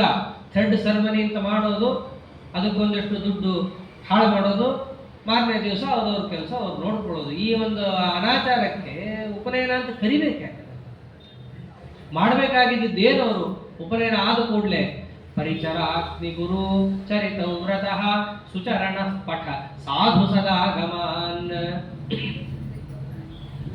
ಅದೇ ಉಪನಯನದಲ್ಲಿ ಅವರಪ್ಪ ಒಂದು ಮಂತ್ರ ಹೇಳ್ತಾನೆ, ನೋಡು ಇವತ್ತಿದ್ದ ನೀನು ಅಗ್ನಿಯನ್ನು ಉಪಾಸನೆ ಮಾಡಬೇಕು, ಇವತ್ತಿಂದ ನೀನು ಗುರುಗಳನ್ನು ಉಪಾಸನೆ ಮಾಡಬೇಕು. ಇಷ್ಟು ದಿವಸ ತಂದೆ ತಾಯಿಗಳನ್ನು ಉಪಾಸನೆ ಮಾಡಿದ್ದಿ, ಅವರಲ್ಲಿ ಭಗವಂತರನ್ನ ಕಂಡಿದ್ದಿ. ಇನ್ನು ಮೇಲೆ ನೀನು ಅಗ್ನಿಯಲ್ಲಿ ಭಗವಂತರನ್ನ ಕಾಣಬೇಕು, ಇನ್ನು ಮೇಲೆ ನೀನು ಗುರುಗಳಲ್ಲಿ ಭಗವಂತರನ್ನ ಕಾಣಬೇಕು. ಅಷ್ಟೇ ಅಲ್ಲ, ನೀನು ಓದಬೇಕಾದದ್ದು ಸಾಧು ಸದಾಗಮಾನ್, ವೇದಾಧ್ಯಯನವನ್ನು ನೀನು ಮಾಡಬೇಕು. ಇದನ್ನ ಉಪನಯನ ದಿವಸ ಪುರೋಹಿತರೇ ಅವರ ಯಾರ ಗಾಯತ್ರಿ ಮಂತ್ರವನ್ನು ಹುಡುಗನಿಗೆ ಉಪದೇಶ ಮಾಡುತ್ತಾರೋ ಅವನ ಕೈಲಿ ಹೇಳಿಸ್ತಾರೆ ಈ ಮಾತನ್ನ. ಪುರೋಹಿತರಿಗೂ ಅದರ ಅರ್ಥ ಗೊತ್ತಿಲ್ಲ, ಹೇಳೋನಂತೂ ಏನೂ ಗೊತ್ತಿಲ್ಲ, ಹುಡುಗನಿಗಂತೂ ಗೊತ್ತೇ ಇಲ್ಲ. ಅಲ್ಲಿಗೆ ಉಪನಯನ. ಅದರ ವಸ್ತುತಃ ಈ ಮಂತ್ರಗಳೆಲ್ಲ ಇವೆ, ಇದನ್ನ ಪಾಲಿಸಬೇಕು. ಈ ಕಾಲಕ್ಕಲ್ಲಂದ್ರೆ ಯಾವೆಲ್ಲ ಅಂತಂದ್ರೆ ಕಾಲಕ್ಕೂ ಅದಕ್ಕೂ ಸಂಬಂಧ ಇಲ್ಲ. ಮೊದಲನೇದಾಗಿ ಅಲ್ಲ, ಸ್ಕೂಲಿಗೆ ಎಲ್ಲ ಕಳ್ಸಕ್ ಬರುತ್ತೆ. 12 ತಾಸು ಅದರ ತಲೆ ಮೇಲೆ 100 kg ಭಾರ ಹೇರಿಸಿ ಕಳ್ಸಕ್ ಬರುತ್ತೆ. ಅದೇ ಒಂದು ವಾಯುಸ್ತುತಿ ಹೇಳಿಸೋದು, ರಾಯಸ್ತೋತ್ರವನ್ನು ಪಾಠ ಮಾಡಿಸೋದು, ಇಲ್ಲ ಅದೇ ಸಂಧ್ಯಾವಂದನೆ ಮಂತ್ರಗಳನ್ನು ಸರಿಯಾಗಿ ಬಾಯಲ್ಲಿ ಮಾಡಿಸೋದು, ವೇದಾಧ್ಯಯನವನ್ನು ಬಾಯಲ್ಲಿ ಮಾಡಿಸೋದು. ನಿಮ್ಗೆ ಒಂದೇ ದಿನಕ್ಕೆ ಹೋಗಿ ವೇದ ಕಲಿಬೇಕಾಗಿಲ್ಲ. ನಾವೇ 4 ವರ್ಷ ಓದಿದ್ದೀವಿ ವೇದ. ಒಂದೇ ದಿನಕ್ಕೆ ಅದು ಬರೋದು ಇಲ್ಲ. 8 ವರ್ಷ 10 ವರ್ಷ ಓದ್ತಾರೆ ಹೊರಗಡೆ ಎಲ್ಲ. ಅಂತಹದ್ದು ಅವನಿಗೆ ಒಂದು ರುಕ್ಕು ಋಗ್ವೇದ ಆಗಿದ್ರೆ 10 ಸಹಸ್ರ ಮಂತ್ರ ಇದೆ. ದಿನಕ್ಕೆ 1-2 ಹೇಳಿಸ್ಕೊಂಡು ಹೋದ್ರು ಸಾಕು. ನಿಮ್ಗೊಂದು 10 ವರ್ಷಕ್ಕೆ ಮುಗಿಯುತ್ತೆ. ಮುಗಿಲಿ. ಬ್ರಾಹ್ಮಣ ಅಂತಂದ್ರೆ ಅವನಿಗಿರುವ ಆದ್ಯ ಕರ್ತವ್ಯ ವೇದಾಧ್ಯಯನ. ವೇದಾಧ್ಯಯನವನ್ನು ಮಾಡಲಿಲ್ಲ ಅಂದ್ರೆ ಅವನು ಬ್ರಾಹ್ಮಣನೇ ಅಲ್ಲ, ಅವನಿಗೆ ಬ್ರಾಹ್ಮಣ್ಯವೇ ಇಲ್ಲ. ಅದನ್ನು ಮಾಡಬೇಕು ಅವರು. ಅದನ್ನೇ ಮಜ್ಜಿಗೆ ಭಟ್ರು ಹೇಳ್ತಾರೆ, ಸುಚರಣ ಪಠ ಸಾಧು ಸದಾ ಗಮಾನ್. ಅವ್ರ ಮಗನಿಗೆ ಹೇಳಿದ್ರೆ ದೇವತೆಗಳು ನಕ್ಬಿಟ್ರು. ಅಲ್ರಿ, ಯಾರಿಗೆ ಹೇಳ್ತಾ ಇದ್ದೀರಾ ನೀವು? ಇತಿ ಗುರೋ ತ್ರಿಜಗದ್ಗುರು ಶಿಕ್ಷಣೆ ಸ್ಫುಟ ಮಹಾಸಿ ಸುರೈಕೃತ ಸಾಕ್ಷಿಭಿ. ನೀವು 3 ಲೋಕದ ಗುರುಗಳಿಗೆ ಹೋಗ್ಬಿಟ್ಟು ವೇದ ಓದು ಅಂತಂದ್ರೆ ದೇವತೆಗಳಿಗೆ ನಗು ಬಂದ್ಬಿಡ್ತು. ಯಾರಿಗೆ ಹೇಳ್ತಾ ಇದ್ದಾರೆ ಇವರು ಅಂತ. ಇವರು ಕೂಡ ಅವೆಲ್ಲ ಕೇಳಿದ್ರು. ಯಾಕೆ? ಲೋಕ ಶಿಕ್ಷಣಾರ್ಥಂ. ಹಾಗೆ ನಾವು ಇರಬೇಕು. ಹೆಂಗಿದ್ರು ಅವರು ಬ್ರಹ್ಮಚರ್ಯದಲ್ಲಿ, ಸುಬ್ರಹ್ಮಣ್ಯ ಬ್ರಹ್ಮಚರ್ಯದಲ್ಲಿ ಉತ್ಕೃಷ್ಟ ಅಂತ ಶಾಸ್ತ್ರದಲ್ಲಿ ಪ್ರಸಿದ್ಧ. ಕುಮಾರ ಬ್ರಹ್ಮಚಾರಿಗಳಲ್ಲಿ ಶ್ರೇಷ್ಠ. ಅದಕ್ಕೆ ಯಾರು ಚಂಪಾಷಷ್ಠಿ ಯಾರಿಗೆ ಕೊಡ್ತೀವಿ ಅವತ್ತು? ಸ್ಕಂದನಿಗೆ. ಸ್ಕಂದ ಷಷ್ಠಿಯಲ್ಲಿ ಯಾರಿಗೆ ಪೂಜಾ? ಬ್ರಹ್ಮಚಾರಿಗಳಿಗೆ ಪೂಜಾ. ಅಂದ್ರೆ ಬ್ರಹ್ಮಚಾರಿಗಳಿಗೆ ಹೆಸರು ಯಾರು ಅಂದ್ರೆ ಸ್ಕಂದ. ಆ ಸ್ಕಂದನೇ ಏನೂ ಅಲ್ಲ ಇವರು ಮುಂದೆ ಅನ್ನೋ ಹಾಗೆ ಬ್ರಹ್ಮಚರ್ಯವನ್ನು ತೋರಿಸ್ತಾ ಇದ್ದಾರೆ ಆಚಾರ್ಯ. ಒಂದು ಪುಟ್ಟು ಲಂಗೋಟಿ ಹಾಕೊಂಡು ಓಡಾಡೋರು ಎಲ್ಲಾ ಕಡೆ ಬ್ರಹ್ಮಚಾರಿಗಳಾಗಿ. ದೇವತೆಗಳಿಗೆ ಆಶ್ಚರ್ಯ ಪಡ್ತಾ ಇದ್ರು. ಅಲ್ಲ, ಇವರು ವೈಭವ ಏನು? ಸತ್ಯಲೋಕಾಧೀಶ್ವರರು ಒಂದು ಚಿಕ್ಕ ಬಟ್ಟೆ ಹಾಕೊಂಡು ಓಡಾಡ್ತಾ ಇದ್ದಾರೆ ಅಂತಂದ್ರೆ ಎಷ್ಟು ಲೋಕ ಮೋಹನಾರ್ಥವಾಗಿ ಮಾಡ್ತಾರೆ, ಲೋಕ ವಿಡಂಬನೆ ಎಷ್ಟು ಮಾಡ್ತಾರೆ, ತನ್ಮೂಲಕವಾಗಿ ಲೋಕ ಶಿಕ್ಷಣವನ್ನು ಎಷ್ಟು ಕೊಡ್ತಾ ಇದ್ದಾರೆ. ಬ್ರಹ್ಮಚಾರಿಗಳಿಗೆ ಇರೋದು ಅಷ್ಟೇ. ಒಂದು ಲಂಗೋಟಿ ಬಹಳ ಅಂತಂದ್ರೆ ಒಂದು ಹೊದ್ಕೊಳ್ಳೋಕ್ಕಷ್ಟೇ ಇರೋದು, ಅವ್ರಿಗೆ ಹೆಚ್ಚು ಹೇಳೇ ಇಲ್ಲ. ಹಾಗೆ ಅವ್ರು ಇದ್ದು ತೋರಿಸ್ತಾ ಇದ್ರು ಆಚಾರ್ಯರು. ಇಂಥ ಪ್ರಸಂಗದಲ್ಲಿ ಒಂದು ಚರಿತ್ರೆ. ದುರ್ಗಾ ಬೆಟ್ಟಕ್ಕೆ ಹೋಗಿದ್ರು. ದುರ್ಗಾದೇವಿಗೆ ನಮಸ್ಕಾರ ಮಾಡಿದ್ದಾರೆ. ಕೆಳಗಡೆಯಿಂದ ತಾಯಿ ಕರೆದ್ಲು, ವಾಸುದೇವಾ ಬಾ ಅಂತ ಕರೆದು. ಅಲ್ಲಿಂದಲೇ ಹಾರದು. ಅಲ್ಲಿದ್ದಂತಹ ಒಂದು ಹಾವು ಅವರನ್ನ ಕಡಿಬೇಕು ಅಂತ ಏನು ಬಂದಿತ್ತು, ಅದರ ತಲೆ ಮೇಲೆ ಕಾಲಿಟ್ಟಿದ್ದಾರೆ. ಹೆಬ್ಬೆಟ್ಟನ್ನು ಅದರ ತಲೆ ಮೇಲೆ ಇಟ್ಟು ಹೊಸಕ್ಕೆ ಹಾಕಿ ಅಲ್ಲಿದ್ದಂತಹ ಒಬ್ಬ ಅಸುರನನ್ನು ಕೊಂದಿದ್ದಾರೆ. ಈಗಲೂ ನೋಡ್ಬೋದು, ನಾವಲ್ಲಿ ತೋರಿಸ್ತಾರೆ. ಇಲ್ಲೇ ಆಚಾರ್ಯರು ಬೆಟ್ಟದಿಂದ ಹಾರಿ ಇಲ್ಲಿ ಬಂದು ಪಾದವನ್ನಿಟ್ಟು ಹೊಸಕ್ಕೆ ಹಾಕಿದ ಸ್ಥಳ. ಮಣಿಮಾನ್ ಅನ್ನೋ ದೈತ್ಯನೇ ಸರ್ಪರೂಪದಿಂದ ಬಂದು ಆಚಾರ್ಯರನ್ನ ಕಡಿದು ಬಿಡೋಣ ಅಂತ ಬಂದಿತ್ತು. ಎಲ್ಲಾಗತ್ತೆ? ಏನಾಗಲಿಲ್ಲ. ಆಚಾರ್ಯರೇ ಹೆಂಗೆ ಅಂತಂದ್ರೆ, ಪಂಡಿತಾಚಾರ್ಯ ಅಂತಾರೆ, ಹಾವು ಗರುಡ ಬಂದರೆ ತಪ್ಪಿಸ್ಕೊಂಡು ಓಡೋಗ್ಬೇಕು. ಯಾವುದಾದ್ರೂ ಹಾವು ಗರುಡ ಬಂದಿದೆ ಅಂತ ಹೇಳಿ ಅದನ್ನೇ ಕಚ್ಚಿ ಮುಗಿಸ್ತೀರಿ ಅಂತ ಹೋದ್ರೆ ಅದಕ್ಕೆ ಏನಾದ್ರು ಬುದ್ಧಿ ಇದೆ ಅನ್ಬೇಕಾ? ಹಾಗಾಗಿತ್ತು. ಗರುಡ ತುಂಡಮಿವ ಪ್ರತಿಪನ್ನವಾನ್ ದ್ವಿಜಕುಮಾರ ಪದಂ ಸಮಮಾರಚ. ಗರುಡನ ಬಾಯಿಗೆ ಹಾವೇ ಹೋಗಿ ಬಿದ್ದಂಗಿತ್ತು. ಆದ್ದರಿಂದ ಆಚಾರ್ಯರ ಹತ್ತಿರ ದೈತ್ಯರು ಹೋದರೆ ದೈತ್ಯರಿಗೆ ಕೇಡೆ ಹೊರತು ಆಚಾರ್ಯರಿಗೆ ಏನೂ ಇಲ್ಲ. ಅವ್ರನ್ನ ನೆನೆಸ್ಕೊಂಡವ್ರಿಗೆ ಏನಿಲ್ಲ, ಇನ್ನು ಆಚಾರ್ಯರಿಗೆ ಏನಾಗುತ್ತೆ? ಹೀಗೆ ಬಾಲಲೀಲೆಯನ್ನು ತೋರಿಸ್ತಾ ಇದ್ದಾಗ ಅವರಂದ್ರು, ನನ್ನ ಮಗ ಮನೆಯಲ್ಲೇ ಇರಬಾರ್ದು, ಗುರುಗಳ ಮನೆಗೆ ಹೋಗಿ ಅಧ್ಯಯನವನ್ನು ಮಾಡಬೇಕು ಅಂತ ಹೇಳಿ ಅವರನ್ನು ಕರ್ಕೊಂಡು ಹೋಗಿ ಗುರುಗಳ ಮನೆಗೆ ಹೋಗಿ ಬಿಡ್ತಾರೆ. ತೊಟಂತಿಲ್ಲಾಯರು ಅವಾಗಿದ್ದಂತಹ ದೊಡ್ಡ ಅಧ್ಯಯನ ಮಾಡಿದ, ಎಲ್ಲರಿಗೂ ಅಧ್ಯಾಪನ ಮಾಡುವಂತಹ ಗುರುಗಳು ಅವ್ರ ಮನೆಗೆ ಹೋದರು. ಅವರು ನಮಸ್ಕಾರವನ್ನು ಹಾಕಿ ಆಚಾರ್ಯರು ಅಲ್ಲಿ ಕೇಳ್ತಾ ಇದ್ದಾರೆ ವೇದಾಧ್ಯಯನವನ್ನು. ಇವರು ಯಾಕ್ರಿ ವೇದಾಧ್ಯಯನ ಮಾಡ್ತಾರೆ? ಅಲ್ಲಿ ಹೋಗಿ ಆಟ ಮಾಡೋ ಟೈಮಲ್ಲಿ ವೇದಾಧ್ಯಯನ ಮಾಡಿ ಎಲ್ಲರನ್ನೂ ಕರ್ಕೊಂಡು ಹೋಗ್ಬಿಡೋರು. ಪಾಠಕ್ಕೆ ಜನವೇ ಇಲ್ಲ, ಹುಡುಗರೇ ಇಲ್ಲ, ಎಲ್ಲರನ್ನೂ ಕರ್ಕೊಂಡು ಹೋಗಿ ಆಟ ಆಡಿಸೋದು. ಎರಡು ಆಟ ಆಡ್ತಿದ್ದು ಅವರು. ಒಂದು ಈಗೇನಂತಾರೆ, ರನ್ನಿಂಗ್ ರೇಸು, ಕಬಡ್ಡಿ ಎಲ್ಲವನ್ನು ಮಾಡಿದ್ದಾರೆ ಆಚಾರ್ಯರಲ್ಲಿ. ಅವಾಗಲೇ ನಿರ್ಮಾಣ ಮಾಡಿದ್ದು ಯಾವುದು? ಅಂಬರಗಂಗಾ ಚುಂಬಿತ ಪಾದ ಪದತಲವಿದಲಿತ ಗುರು ತರಶಕಟ ಕಂದುಕಸ್ತುತಿ ಬಾಲ್ ಆಗಿಂದ ಇತ್ತು. ಆಟ ಆಡೋದು ಶುರು ಮಾಡಿದ ಆಚಾರ್ಯರೇ. ಆದ್ದರಿಂದ ಆಚಾರ್ಯರು ಎಲ್ಲ ಆಟನೂ ಅವಾಗ ಆಡಿದ್ದಾರೆ. ಓಡೋದು ಎಷ್ಟು ಚೆನ್ನಾಗಿ ಹೇಳ್ತಾರೆ ಅಂತಂದ್ರೆ, ಮೊದಲಿಗೆ ಹೇಳಬೇಕಂತೆ, ಒಂದು ದೂರ ಒಂದು ಗೂಟವನ್ನು ನೆಟ್ಟಿ ಯಾರು ಅದನ್ನು ಮೊದಲು ಮುಟ್ತಾರೆ ಅಂತ ಹೇಳಿ ಒಂದು ಪಂದ್ಯ. ಎಲ್ಲರೂ ಅದನ್ನು ಭಾಗವಹಿಸಬೇಕು, ಸಣ್ಣವರು ದೊಡ್ಡವರು ಅಂತಿಲ್ಲ. ಎಲ್ಲರ ಮಧ್ಯದಲ್ಲಿ ಇವರೆಲ್ಲ ಪುಟ್ಟ ಹುಡುಗರು, 6-7 ವರ್ಷದ ಹುಡುಗರು ತಾವು ಮೊದಲು ಹೋಗ್ಬಿಟ್ಟು ಅದನ್ನು ಮುಟ್ಟೋರು. ಎಲ್ಲರೂ ಆಶ್ಚರ್ಯ ಪಡೋರು, ಅದು ಹೆಂಗೆ ಇವನ ಕೈಲಾಯ್ತು?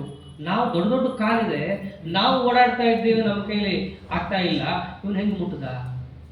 ಪಂಡಿತಾಚಾರ್ಯರು ನನ್ನ ಮನೋಜವ ಜಿತ್ಪವನೋಪ್ಯಸೌ ಅಲ್ಲಪ್ಪ, ಮನೋಜವಂ ಮಾರ್ಗ ತುಲ್ಯ ವೇಗಂ ಜಿತೇಂದ್ರಿಯಂ ಬುದ್ಧಿಮತಾಂ ವರಿಷ್ಠಂ, ಮನಸ್ಸಿನ ವೇಗ ಅದನ್ನು ಮೀರಿದ ಆಚಾರ್ಯರು ಇವರು. ಇವರನ್ನ ಮೀರಿಸೋದು ಏನು ದೊಡ್ಡ ವಿಷಯ ಅಂದ್ರೆ, ರನ್ನಿಂಗ್ ರೇಸ್ ಆಯಿತು, ಅದರಂತೆ ಜಿಗಿಯೋದು, ಹೈ ಜಂಪ್ ಅವಾಗಿಂದಲೂ ಇತ್ತದು. ಲವನ ತೇಜಸ್ಸಿ ಹಂತನ ಕೇವಲ ಹಾರಬೇಕು, ಯಾರು ಜಾಸ್ತಿ ಹಾರ್ತಾರೆ ದೂರ, ಲಾಂಗ್ ಜಂಪ್ ಇದು. ಅವಾಗಂದ್ರು ಇವರಷ್ಟು ಲಾಂಗ್ ಜಂಪ್ ಯಾರು ಮಾಡೇ ಇಲ್ಲ. 100 ಯೋಜನೆ ಹಾರಿದ್ದಾರೆ, ಅದು ಜಗತ್ತಿಗೋಸ್ಕರ ಅಷ್ಟೇ. ಅವ್ರ ಸಾಮರ್ಥ್ಯ ಬೇಕಾದಷ್ಟಿದೆ. ಅಂದ್ರೆ ಹಾರೋದಾಗಲಿ, ಓಡೋದಾಗಲಿ, ಜಿಗಿಯೋದಾಗಲಿ, ಈಜಾಗಲಿ, ಪ್ರತಿಯೊಂದರಲ್ಲೂ ಇವ್ರದೇ ಮೇಲುಗೈ. ಅಷ್ಟೇ ಅಲ್ಲ, ಇನ್ನೊಂದು ಆಟ ಅವಾಗ ಏನು ಅಂದ್ರೆ, ಕೈಯನ್ನು ಗಟ್ಟಿ ಹಿಡ್ಕೋಬೇಕು. ಅದನ್ನ ಕೈ ಬಿಡಿಸ್ಕೊಳ್ತಾರೆ ಯಾರು? ಗ್ರಹಣೆ ದೃಢೆ ಗಟ್ಟಿಯಾಗಿ ಒಬ್ರು ಕೈ ಹಿಡ್ಕೊಂಡಾಗ 5 ಬೆರಳನ್ನು ಬಿಡಿಸ್ಕೊಂಡು ತೋರಿಸ್ಬೇಕು. ಇದೊಂದು ಆಟ. ಅದರಲ್ಲೂ ಆಚಾರ್ಯರದ್ದೇ. ಈ ಪುಟ್ಟ ಹುಡುಗ ಇವನೇನು ಮಾಡ್ತಾರೆ ಅಂತ ಅನ್ಕೋಬೇಕು. ಇವ್ರು ಗಟ್ಟಿ ಹಿಡಿದ್ರು ಅಂದ್ರೆ ಯಾರ್ದು? ಯಾರ್ಯಾರಿಗೂ ಆಗ್ತಾ ಇರಲಿಲ್ಲ. ಅದರಂತೆ ವೇಟ್ ಲಿಫ್ಟಿಂಗ್ ಅದೊಂದು ಆಟ ಅವಾಗ. ಈ ಎಲ್ಲ ಆಟಗಳಲ್ಲೂ ಕೂಡ ಬರೀ ಆಟ ಆಟ ಆಟ ಆಟ ಆಟ, ಓದೇ ಇಲ್ಲ. ಓದಕ್ಕೂ ಜನರು ಬರಕ್ ಬಿಡ್ತಾ ಇಲ್ಲ. ಪ್ರತಿಯೊಬ್ಬರಿಗೂ ಹೀಗೆ ಆಟದಲ್ಲೇನೆ ಮನಸ್ಸನ್ನು ಹಾಕಿಸೋದು. ಎಷ್ಟು ದಿನ ಅಂತ ನೋಡ್ತಾರೆ ಹುಡುಗ ನೋಡ್ಲಿಕ್ಕೆ ಚಂದ ಎಲ್ಲ, ಎಷ್ಟು ದಿನ? ಸ್ವಲ್ಪ ದಿನ ಮಾತ್ರ. ಪ್ರತಿನಿತ್ಯ ಇದೇ ಆಗ್ತಾ ಇದ್ದಾಗ ತೋಟಂತಿಲ್ಲಾರಿಗೂ ಒಂದಿನ ಸಿಟ್ಟು ಬಂತು. ಅಧ್ಯಯನ ನಡೀತಾ ಇರಬೇಕಾದ್ರೆ ಆಚಾರ್ಯ ಎಲ್ಲೋ ನೋಡ್ತಾ ಇದ್ದಾರೆ, ಲಕ್ಷ್ಯನೇ ಕೊಡ್ತಾ ಇಲ್ಲ ಪಾಠದಲ್ಲಿ ಅನ್ನೋ ಹಾಗೆ ಕೂತಿದ್ದಾರೆ. ಅವರು ನೋಡೋ ತನಕ ನೋಡಿ ಒಂದ್ ದಿವಸ ಬೈದೇ ಬಿಡ್ತಾರೆ. ಪಠಸಿನೋ ಶಠ ತೇ ಸಖೆ ಭಿಸ್ಸವಂ ಕಿಮಿತಿ ನಿತ್ಯ ಮುದಾಸಿತ ಧೀರಿತಿ. ನಿನ್ ಪಕ್ಕದಲ್ಲಿ ಕೂತವ್ರು ಚೆನ್ನಾಗಿ ಓದ್ತಾರೆ, ನಿನಗೇನಾಗಿದೆ ಧಾಡಿ? ಓದಕ್ಕೇನಾಗಿದೆ ನಿನಗೆ? ಇಷ್ಟ್ಯಾಗ ಉದಾಸೀನ ಬುದ್ಧಿಯನ್ನು ಮಾಡ್ತಾ ಇದ್ದೀಯ ಅಂತ ಹೇಳಿ ಜಬರಿಸೇ ಬಿಡ್ತಾರೆ ಒಂದಿನ. ಇವರು ಜಬರಿಸಿದ್ರೆ ಜಬರಿಸ್ಕೊಳ್ಳೋಂಥವ್ರು ಅಲ್ಲವೇ ಅಲ್ಲ. ಮೊದಲನೇದಾಗಿ ಏನು, ನಾನು ಯಾಕೆ ಓದಲ್ಲ ಅಂತ ನೀವು ಕೇಳ್ತಾ ಇರೋದು. ನಾವು ಓದಲ್ಲ, ಏನ್ ಮಾಡ್ತೀರ? ನಾ ಯಾಕೆ ಓದಲ್ಲ? ನಾವು ಓದಲ್ಲಪ್ಪ, ನನಗೆ ನಿಮ್ಮ ಥರ ಓದೋದೆಲ್ಲ ಇಷ್ಟ ಇಲ್ಲ. ಈಗ ವೇದವನ್ನು ಓದೋ ಕ್ರಮನೇ ಬೇರೆ ಇದೆ. ಅದರಲ್ಲಿ ಸಾಮಾನ್ಯ ಶಾಸ್ತ್ರಾಧ್ಯಯನದಂತೆ ವೇದಾಧ್ಯಯನ ಅಲ್ಲ. ವೇದವನ್ನು ಸಂತೆ ಅಂತಾರೆ, ಮತ್ತೆ ಮತ್ತೆ ಹೇಳಬೇಕು. ಅದು ಪಾದಪಾಠ ಅಂತಿದೆ, ಅದು ಅನುವಾಕ ಪಾಠ ಅಂತಿರುತ್ತೆ, ಸಂಹಿತಾ ಪಾಠ ಅಂತಿರುತ್ತೆ. ಅದೊಂದು ವೇದಾಧ್ಯಯನದ ಕ್ರಮನೇ ಬೇರೆ ಇದೆ. ಒಂದೊಂದನ್ನು 4 ಸರ್ತಿ ಹೇಳಬೇಕು, 10 ಸರ್ತಿ ಹೇಳಬೇಕು. ಅದನ್ನು ಗುಣನಿಕ ಅಂತ ಕರೀತಾರೆ ಸಂಸ್ಕೃತದಲ್ಲಿ. ಅದನ್ನೇ ಅಂತಾರೆ ಆಚಾರ್ಯರು. ನೀ ಯಾಕೆ ಓದ್ತಿಲ್ಲ ಅಂತಂದ್ರೆ ಅವ್ರು ಅಂದಿದ್ದಿಷ್ಟೇ, ಗುಣನಿಕ ಚರಣಾಧಿಕ ಗೋಚರ ನ ಮಮ ಹೃದಯಿತೇತ್ಯುದಿತೆ ಮುನಾ. ನಿಮ್ ತರ ಮತ್ತೆ ಮತ್ತೆ ಉರು ಹಾಕೋದು ನನಗಿಷ್ಟ ಇಲ್ಲ, ನನ್ನ ಮನಸ್ಸಿಗೆ ಅದು ಇಷ್ಟನೇ ಆಗಲ್ಲ. ಯಾಕೆ ಓದ್ತಿಲ್ಲ? ನಂಗೆ ಇಷ್ಟ ಇಲ್ಲ ಅಂತ ಹುಡುಗ ಅಂದ್ರೆ ಯಾವ ಗುರುಗಳು ಕೇಳ್ತಾರ್ರಿ? ಅವ್ರು ಅಂದೇ ಬಿಟ್ರು, ಹೌದಾ ನಿನಗೆ ಮತ್ತೆ ಮತ್ತೆ ಉರು ಹೊಡೆಯೋದು ಇಷ್ಟ ಇಲ್ವಾ? ಹಾಗಿದ್ರೆ ವದ ವಿಶಾರದ ವಾದ ಯಥೇಪ್ಸಿತಂ. ವಿಶಾರದ ಅವ್ರ ಗುರುಗಳು ಅಂದಿದ್ದು, ಪಂಡಿತ ಆಗ್ಬಿಟ್ಟಿದೀಯಪ್ಪ ಆಗ್ಲೇ, ಹಾಗಿದ್ರೆ ಹೇಳು ನೋಡೋಣ, ಮುಂದಿಂದೆಲ್ಲ ಹೇಳು ನೋಡೋಣ, ಹಿಂದಿಂದ ಹೇಳು ನೋಡೋಣ. ಈಗ ಅವ್ರ ಗುರುಗಳು ಕೇಳೇ ಬಿಡ್ತಾರೆ. ಸಾಮಾನ್ಯವಾಗಿ ಗುರುಗಳು ಕೇಳಬೇಕಾಗಿದ್ದು ಏನು? ಆಗಿದ್ದ ಪಾಠ ಹೇಳು ಅಂತ ಕೇಳಬೇಕಿತ್ತು. ಅವ್ರು ಕೇಳಿದ್ದೇನು? ಮುಂದಿಂದ ಹೇಳು. ತ್ವಮುಪರಿ ಇತ್ಯವದ ಧರಣಿ ಸುರ. ನಿಂಗೆಲ್ಲ ಅಷ್ಟು ಬರುತ್ತೆ ಬಾಯಲ್ಲಿ, ಓದೋದು ಬೇಡ ಬರೆಯೋದು ಬೇಡ ಅಂತಂದ್ರೆ ಮುಂದಿಂದೇ ಹೇಳು. ಅಷ್ಟಿದ್ರೆ ಮುಂದಿಂದ ಹೇಳ್ಬೇಕು. ಹೇಳ್ತೀನಿ ಅಂತಂದ್ರು. ಹೆಂಗೆ ಹೇಳಿದ್ರು? ಸಕಲ ಲಕ್ಷಣ ಶಿಕ್ಷಣ ಮೂಲಭೂ ಶ್ರುತಿ ಸಮಾಮನನಂ ಸ್ಖಲನೋಚ್ಛಿತಂ ನಕಲು ಕೇವಲಮಸ್ಯ ಗುರೋರ್ವ್ಯಧಾತ್ ಸುಮನಸಾಮಪಿ ತತ್ರ ಕುತೂಹಲಂ.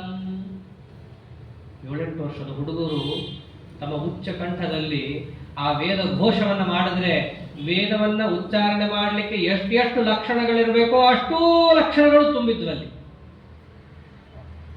ಹಾಗೆ ವೇದವನ್ನ ಆಚಾರ್ಯರು ಉದ್ಘೋಷವನ್ನ ಮಾಡ್ತಾ ಇದ್ರೆ ತೋಟಂತಿಲ್ಲಾಯರು ಗಾಬರಿಯಾಗಿ ಆಶ್ಚರ್ಯಚಕಿತರಾಗಿ ಕೈ ಮುಕ್ಕೊಂಡು ನೋಡ್ತಾ ಕೂತ್ಬಿಟ್ಟಿದ್ದಾರೆ. ಅಷ್ಟೇ ಅಲ್ಲ, ಅಲ್ಲಿ ಯಾರ್ಯಾರು ದೇವತೆಗಳಿರ್ತಾರಲ್ಲ ಅವರೆಲ್ಲರೂ ಕೂಡ ಅವ್ರಿಗೆ ಗೊತ್ತಿತ್ತು, ಮುಖ್ಯ ಪ್ರಾಣದೇವರು ಜೀವೋತ್ತಮರು ಅವರು ವೇದ ಘೋಷವನ್ನ ಮಾಡಿದ್ರೆ ಎಲ್ಲರೂ ಕೂಡ ಕೈ ಮುಕ್ಕೊಂಡು ಕೇಳೋದು ಅಂತ. ಆದ್ರೆ ಕೇಳೋ ಪ್ರಸಂಗ ಎಲ್ಲಿತ್ತು ಅವರಿಗೆ? ಸಭಾಧ್ಯಕ್ಷರಾಗಿ ಕೂತು ಬಿಡ್ತಾರೆ ಪ್ರತಿ ಸರ್ತಿನೂ. ಯಾರಾದರೂ ಆಚಾರ್ಯರುಗಳು ಸ್ವಾಮಿಗಳು ವೇದಘೋಷ ಮಾಡೋದು ಕೇಳಿದ್ದೀರಾ? ಇಲ್ಲ. ಯಾರೋ ಒಬ್ರು ಶಿಷ್ಯರು ಬರ್ತಾರೆ, ವೇದಘೋಷ ಮಾಡ್ತಾರೆ, ಹೋಗ್ತಾರೆ. ಇದೇ ಇದ್ದಿದ್ದು ದೇವತೆಗಳಿಗೂ. ಆಚಾರ್ಯರು ಹೇಗೆ ವೇದಘೋಷ ಮಾಡ್ತಾರೆ ಕೇಳಬೇಕು ಅಂತ ಅವ್ರಿಗೆ ಇತ್ತು. ಇಲ್ಲಿ ತೋರಿಸು ಹೇಗಿತ್ತು? ಎಲ್ಲಾ ಲಕ್ಷಣಗಳು ತುಂಬಿರಬೇಕು ಅಲ್ಲಿ. ಉದಾತ್ತ, ಅನುದಾತ್ತ, ಸ್ವರಿತ, ಪ್ರಚಯ ಸ್ವರ ಎಲ್ಲವನ್ನೂ ಕೂಡ ಪರ್ಫೆಕ್ಟ್ ಆಗಿ ಹೇಳ್ತಾ ಇದ್ದಾರೆ ಆಚಾರ್ಯರು.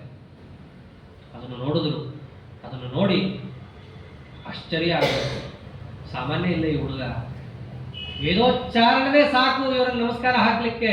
ಅಂತ ಅದ್ಭುತವಾದಂತಹ ಹುಡುಗ ನಮ್ಮ ಹತ್ರ ಬಂದಿದ್ದಾನಲ್ಲ ಅಂತ ಹೇಳಿ ಅವರಿಗೆ ಆಶ್ಚರ್ಯ ಆಗೋದು. ಹೀಗೆ ಅಲ್ರಿ ಇಷ್ಟೆಲ್ಲ ಹೇಳಿದ್ರೆ ಅವ್ರು ಪಾಠ ಹೇಳ್ತೀನಿ ಅನ್ನೋ ಧೈರ್ಯ ಅವ್ರು ಯಾಕೆ ತೋರಿಸ್ತಾರ್ರಿ?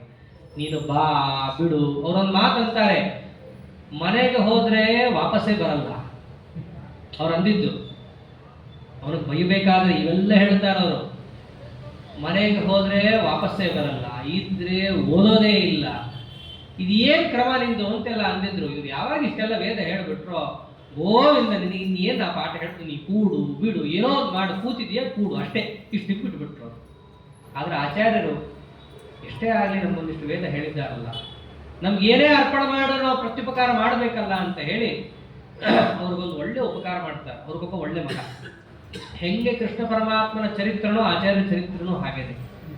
ಕೃಷ್ಣ ಪರಮಾತ್ಮನ ಚರಿತ್ರೆಯಲ್ಲಿ ಸಾಂದೀಪನ್ಯಾಚಾರ್ಯರಿಗೆ ಮಗ ಇರಲಿಲ್ಲ. ಅವನಿಗೆ ಒಳ್ಳೆ ಮಗನನ್ನು ಕೊಟ್ಟು ಅವನಿಗೆ ತತ್ವಜ್ಞಾನ, ಭಕ್ತಿ, ವೈರಾಗ್ಯ, ಶಕ್ತಿ, ಸಾಮರ್ಥ್ಯ, ಸೌಂದರ್ಯ, ಸೌಶೀಲ್ಯ, ಸೌಕುಮಾರ್ಯ ಎಲ್ಲವನ್ನ ತುಂಬಿ ಹಾಗೆ ಕೃಷ್ಣ ಪರಮಾತ್ಮ ಕೊಟ್ಟನು. ಹಾಗೆ ಆಚಾರ್ಯರು ಕೂಡ ಆ ತೊಟಂತಿಲ್ಲಾಯರಿಗೊಬ್ಬರು ಮಗ ಇದ್ದ. ಅವನಿಗೆ ತಲೆನೋವು. ಎಂಥ ವಿಚಿತ್ರ ತಲೆನೋವು ಅಂತಂದ್ರೆ ಬಹಳ ಚೆನ್ನಾಗಿರೋನು. ಎಲ್ಲವಾಗಲೂ ಪಾಠ ಕೂತಾಗ ತಲೆನೋವು ಬರ್ತಾ ಇತ್ತು. ಅದೊಂದು ವಿಚಿತ್ರ. ಆ ತಲೆನೋವನ್ನ ಆಚಾರ್ಯ ಏನ್ ಮಾಡ್ತಾರೆ, ಒಂದ್ಸರ್ತಿ ಹಂಗೆ ಕಾಡಲ್ಲಿ ಹಸು ಮೇಯಿಸ್ಕೊಂಡ್ಬರೋದು ಅನ್ನೋ ವ್ಯಾಜದಿಂದ ಹೋಗಿ ಅಲ್ಲ ಅವನ ಕಿವಿಯಲ್ಲಿ ಒಂದು ಗಾಳಿಯನ್ನು ಊದ್ತಾರೆ ಅಷ್ಟೆ. ಆ ಗಾಳಿಯನ್ನು ಊದಿದ್ದೇ ಸಾಕಾಯ್ತು, ಅವನಿಗೆ ತಲೆನೋವು ಜನ್ಮದಲ್ಲೇ ಬರಲಿಲ್ಲ. ಹಾಗೆ ಪ್ರಿಯ ವಯಸ್ಯ ಶಿರೋ ಗುರು ವೇದನಾಂ ಅಶಮಯತ್ ಸಹಜಾಮಪಿ ದುಸ್ಸಹಾಂ ಸವಿಜನೆ ವಿಪಿನೇ ಮುಖವಾಯುನ ಶ್ರವಣ ಗೋಚರಿತೇನ ಕದಾಚನ. ಅವನ ಕಿವಿಯಲ್ಲಿ ಒಂದು ಚೂರು ಗಾಳಿಯನ್ನು ಊದ್ತಾರೆ, ಆಮೇಲೆ ಅವನಿಗೆ ತಲೆನೋವೇ ಇಲ್ಲ. ಆಮೇಲೆ ಆ ಗುರುಗಳ ಹತ್ರ ಹೋಗಿ ಆ ಶಿಷ್ಯನನ್ನ, ಆ ಗುರುಗಳ ಮಗನನ್ನ ಬಿಟ್ಟು ಆಮೇಲೆ ದೊಡ್ಡ ವೇದ ಪಂಡಿತ ಆಗ್ತಾನೆ ಅಂತ ಇದೆ. ಹೀಗೆ ಆ ಗುರುಗಳಿಗೆ ಒಳ್ಳೆ ನೋಡ್ರಿ, ನಿಮ್ಮ ಮನೆತನದಲ್ಲಿ ವೇದಾಧ್ಯಯನ ಎಂಬುದು ನಡೀತಾ ಬಂದಿದೆ, ಅದು ಹೀಗೇ ಮುಂದುವರಿಬೇಕು. ಅಷ್ಟೇ ಅಲ್ಲ, ಇವನಿಗಷ್ಟೇ ಉಪಕಾರ ಮಾಡಿದ್ದಲ್ಲ, ಅವರ ಗುರುಗಳಿಗೂ ಉಪಕಾರ ಮಾಡ್ತಾರೆ. ಅಧಿಗತೋಪನಿಷಚ್ಚ ಸಕೃಚ್ಛ್ರುತ ಪ್ರಕಟ ಭಾಗವತೀತಿ ನ ವಿಸ್ಮಯ ಅಧಿಗತಾನನುಜಾತ್ವಪಿ ನ ಶ್ರುತ ಪ್ರತಿಭಯಾ ಶ್ರುತಯಶ್ಶತಶೋ ಮುನಃ. ಪ್ರಕಟ ಭಾಗವತಿ ಅಂದ್ರೆ ಮಹಾನಾರಾಯಣೋಪನಿಷತ್ತನ್ನು ಉಪದೇಶ ಮಾಡ್ತಾರೆ. ಸಾಮಾನ್ಯವಾಗಿ ವೇದವನ್ನು ಉಪದೇಶ ಪಡಿಬೇಕು. ನಾವೇನೋ ಪೂಜೆಯಲ್ಲೂ ಕೂಡ ಯಾವ ಯಾವ ವೇದ ಮಂತ್ರಗಳನ್ನು ಹೇಳ್ತೀವೋ ಅದೆಲ್ಲವನ್ನು ಕೂಡ ಒಬ್ಬರು ಗುರುಗಳ ಹತ್ರ ಮೊದಲು ಹೇಳಿಸಿಕೊಂಡು ಆಮೇಲೆ ಭಗವಂತನಿಗೆ ವಿನಿಯೋಗ ಮಾಡಿದಾಗ ಅದು ಸಾರ್ಥಕ, ಸಫಲ, ಸಿದ್ಧಿಪ್ರದ, ಅನುಗ್ರಹಕ್ಕೆ ಕಾರಣ ಆಗುತ್ತೆ. ಹಾಗೆ ಆಚಾರ್ಯರು ಮನುಷ್ಯ ಜನ್ಮವನ್ನು ತಗೊಂಡು ಬಂದಿದ್ದಾರೆ. ಇಲ್ಲಿ ಮನುಷ್ಯ ಜನ್ಮ ತಗೊಂಡು ಬಂದಾಗ ಮನುಷ್ಯರಂತೆ ವರ್ತಿಸಬೇಕು. ನಾನು 3 ಲೋಕದ ಗುರು ಅಂತ ಹೇಳಿ ತಾವು ಹೇಗಂದಂಗೆ ನಡ್ಕೊಂಡು ಹೋಗಬಾರ್ದು ಅಂತಾರೆ. ತ್ರೈಲೋಕ್ಯೋದ್ಧರಣ ಕ್ಷಮ, 3 ಲೋಕವನ್ನ ಎತ್ತೋಷ್ಟವರಿಗೆ ಸಾಮರ್ಥ್ಯ ಇದ್ದರೂ ಕೃಷ್ಣ ಅಂತಾನೆ ಶ್ರೌತಂ ಸ್ಮಾರ್ತಂ ನ ಪರಿತ್ಯಜೆ. ಈ ಭೂಲೋಕಕ್ಕೆ ಬಂದಾಗ ಅವ್ರು ಹೆಂಗೆ ನಡ್ಕೋಬೇಕು ಹಾಗೆ ನಡ್ಕೋಬೇಕು. ಒಬ್ಬರು ಗುರುಗಳನ್ನ ಹಿಡಿಬೇಕು, ಅವ್ರ ಕಾಲಿಗೆ ಬೀಳಬೇಕು, ಅವ್ರು ಹೇಳಿದ 2 ಅಕ್ಷರವನ್ನ ಪಡಿಬೇಕು. ಇದು ಕರ್ತವ್ಯ, ಇದು ಕ್ರಮ.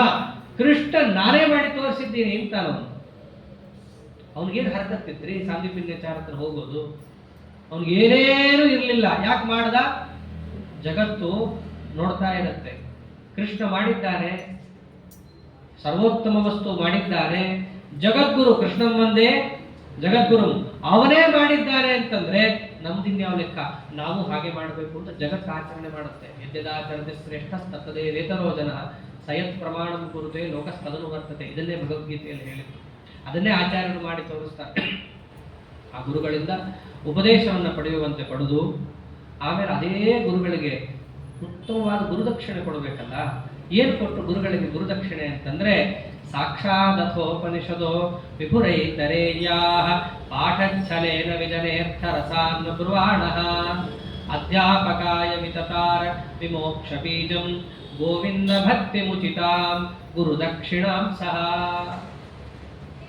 ಆ ತೊಟಂತಿಲ್ಲಾಯನ ಹತ್ತಿರ ಏಕಾಂತದಲ್ಲಿ ಐತರೇಯೋಪನಿಷತ್ತು ಪಾಠವನ್ನು ಕೇಳೋ ವ್ಯಾಜದಿಂದ ಆ ಐತರೇಯೋಪನಿಷತ್ತಿನ ಅರ್ಥವನ್ನು ಗುರುಗಳಿಗೆ ಇವರು ಹೇಳ್ತಾರೆ. ಐತರೇಯೋಪನಿಷತ್ತಿನ ಅರ್ಥ ಅಂತಂದ್ರೆ ಅದೇನದು? ಗೋವಿಂದ ಭಕ್ತಿ ಮುಚಿತಾಂ, ಸಾಕ್ಷಾತ್ ಶ್ರೀಹರಿಯ ಭಕ್ತಿಗೆ ಕಾರಣವಾದಂತಹ ದೊಡ್ಡ ಉಪನಿಷತ್ತದು. ಅದನ್ನು ಗುರುಗಳಿಗೆ ಉಪದೇಶವನ್ನು ಮಾಡುವ ಮೂಲಕ, ಆ ತತ್ವಜ್ಞಾನವನ್ನು ಅವರಿಗೆ ಕೊಡುವ ಮೂಲಕವಾಗಿ ಗುರುಗಳಿಗೆ ಉತ್ಕೃಷ್ಟವಾದ ಗುರುದಕ್ಷಿಣೆಯನ್ನು ಕೊಟ್ಟಂತಹ ಮಹಾನುಭಾವರು. ನೀವು ಬರೀ ವೇದವನ್ನು ನನಗೆ ಹೇಳಿದ್ದೀರಿ, ವೇದದ ಅರ್ಥವನ್ನ, ಅದರ ತತ್ವಜ್ಞಾನವನ್ನು ನಿಮಗೆ ಕೊಟ್ಟಿದ್ದೀನಿ ಅಂತ ಹೇಳಿ ಗುರುಗಳಿಗೆ ಅಂಥ ಗುರುದಕ್ಷಿಣೆಯನ್ನು ಕೊಟ್ಟು ಗುರುಗಳಿಗೆ ನಮಸ್ಕಾರ ಮಾಡಿ ಪುನಃ ಬಂದಿದ್ದಾರೆ. ಆವಾಗ ದೇವತೆಗಳು ಪ್ರಾರ್ಥನೆ ಮಾಡ್ತಾರೆ, ಸ್ವಾಮಿ ನಿಮ್ಮ ನಾಟಕ ಎಲ್ಲ ಮುಗೀತಲ್ಲ, ನೀವಿವೆಲ್ಲ ನಾಟಕ ತಾನೇ, ಇವೆಲ್ಲ ಉಪನಯನ ಮಾಡಿಸ್ಕೊಂಡಿದ್ದಾಗಲಿ, ಗುರುಗಳ ಹತ್ರ ಹೋಗಿದ್ದಾಗಲಿ, ಕಲ್ತಿದ್ದಾಗಲಿ, ಇವೆಲ್ಲ ನಾಟಕ. ಈ ನಾಟಕ ಅಂತೂ ಎಲ್ಲ ಮುಗೀತು. ಇನ್ನೇನಿದ್ರೂ ಕೂಡ ನಮ್ಮ ಪ್ರಾರ್ಥನೆಯನ್ನು ನೀವು ಮನ್ನಿಸ್ಬೇಕು ಅಂತ ಹೇಳಿ ದೇವತೆಗಳು ಪ್ರಾರ್ಥನೆ ಮಾಡ್ತಾ ಇದ್ದಾರೆ. ಐ ಸ್ವಾಮಿನ್ ದುಷ್ಟಾನ್ ದಮಯ ದಮಯ ವ್ಯಕ್ತಮಚಿರಾತ್ ಗುಣಾನ್ ಗೂಢಾನ್ ವಿಷ್ಣೋ ಕಥಯ ಕಥಯ ಸ್ವಾನ್ ಪ್ರಮದಯನ್ ತದಾನಂದಂ ತನ್ವನ್ ಇತಿ ಸುಮನಸಾಂ ಸೋನುಸರತಾಂ ಅನುಜ್ಞಾಂ ಆದತ್ತ ತ್ರಿಭುವನ ಗುರುರ್ ಬ್ರಾಹ್ಮಣ ಗುರೋಃ. ದೇವತೆಗಳು ಪ್ರಾರ್ಥನೆ ಮಾಡ್ತಾ ಇದ್ದಾರೆ, ಸ್ವಾಮಿ ಐ ಸ್ವಾಮಿನ್ ದುಷ್ಟಾನ್ ದಮಯ ದಮಯ ವ್ಯಕ್ತಮಚಿರ. ಏನೋ ಶಿವಭಟ್ಟನಲ್ಲಿ ಹೊಡೆದೆ, ದೇವಸ್ಥಾನದಲ್ಲಿ ಮತ್ತೊಬ್ಬರನ್ನು ಸೋಲಿಸದೆ, ಹೀಗಲ್ಲ. ವ್ಯಕ್ತಂ ದುಷ್ಟಾನ್ ದಮಯ ದಮಯ, ಎಲ್ಲ ಕಡೆ ಹಾರಾಡ್ತಾ ಇದ್ದಾರೆ, ತುಂಬ ಹೋಗಿದ್ದಾರೆ ದುಷ್ಟರು, ಅವರನ್ನ ನೀವು ದಮನ ಮಾಡಲೇಬೇಕು. ಯಾವಾಗೋ ಅಲ್ಲ, ಅಚಿರ ಶೀಘ್ರದಲ್ಲಿ ಆಗಬೇಕು ಆ ಕೆಲಸ. ಅಷ್ಟೇ ಅಲ್ಲ, ಗುಣಾನ್ ಗೂಢಾನ್ ವಿಷ್ಣೋ ಕಥಯ ಕಥಯ, ಪರಮಾತ್ಮನ ಗುಣಗಳೆಲ್ಲವೂ ಕೂಡ ಕೆಸರಲ್ಲಿ ಹೂತು ಹೋಗಿದೆ, ಅಜ್ಞಾನದಲ್ಲಿ ಮುಳುಗೋಗಿದ್ದಾವೆ. ಅದನ್ನ ನೀವೇ ಬಂದು ಎತ್ತಬೇಕು. ಅದನ್ನ ಎತ್ತಿದ್ರಿಂದ ಏನಾಗತ್ತೆ? ಸ್ವಾನ್ನ ಪ್ರಮದೆಯನ್ನು, ಸಜ್ಜನರಿಗೆ ಆನಂದ ಆಗುತ್ತೆ, ಅವರಿಗೆ ಆನಂದವನ್ನು ತಾವು ಕೊಡಬೇಕು ಅಂತ ಹೇಳಿ ದೇವತೆಗಳು ಪ್ರಾರ್ಥನೆ ಮಾಡ್ತಾ ಇದ್ದಾಗ ಆಚಾರ್ಯರು ಮುಂದೆ ಯಾವ ರೀತಿಯಾಗಿ ತಮ್ಮ ನಡೆಯನ್ನು ಹೊಂದಿದ್ರು. ಗುರುಗಳ ಹತ್ರ ಹೋಗಾಯ್ತು, ಗುರುದಕ್ಷಿಣೆ ಕೊಟ್ಟಿದ್ದಾಯ್ತು, ಅವರ ಅನುಜ್ಞೆಯನ್ನು ತಗೊಂಡು ಮನೆಗೆ ಬಂದಿದ್ದಾಯ್ತು. ಇನ್ನು ಮುಂದೆ ಆಚಾರ್ಯರು ದೇವತೆಗಳ ಪ್ರಾರ್ಥನೆಯಂತೆ ಯಾವ ರೀತಿಯಾಗಿ ನಡ್ಕೊಂಡ್ರು ಇತ್ಯಾದಿ ಕಥಾಭಾಗವನ್ನು ನಾಳೆ ದಿವಸ ನೋಡೋಣ ಅಂತ ಹೇಳ್ತಾ ಅದೇ ಯಥಾಮತಿ ಕಥಾಭಿಪ್ರಾಯ ಶ್ರೀಕೃಷ್ಣಾರ್ಪಣಮಸ್ತು. ಹರಯೇ ನಮಃ.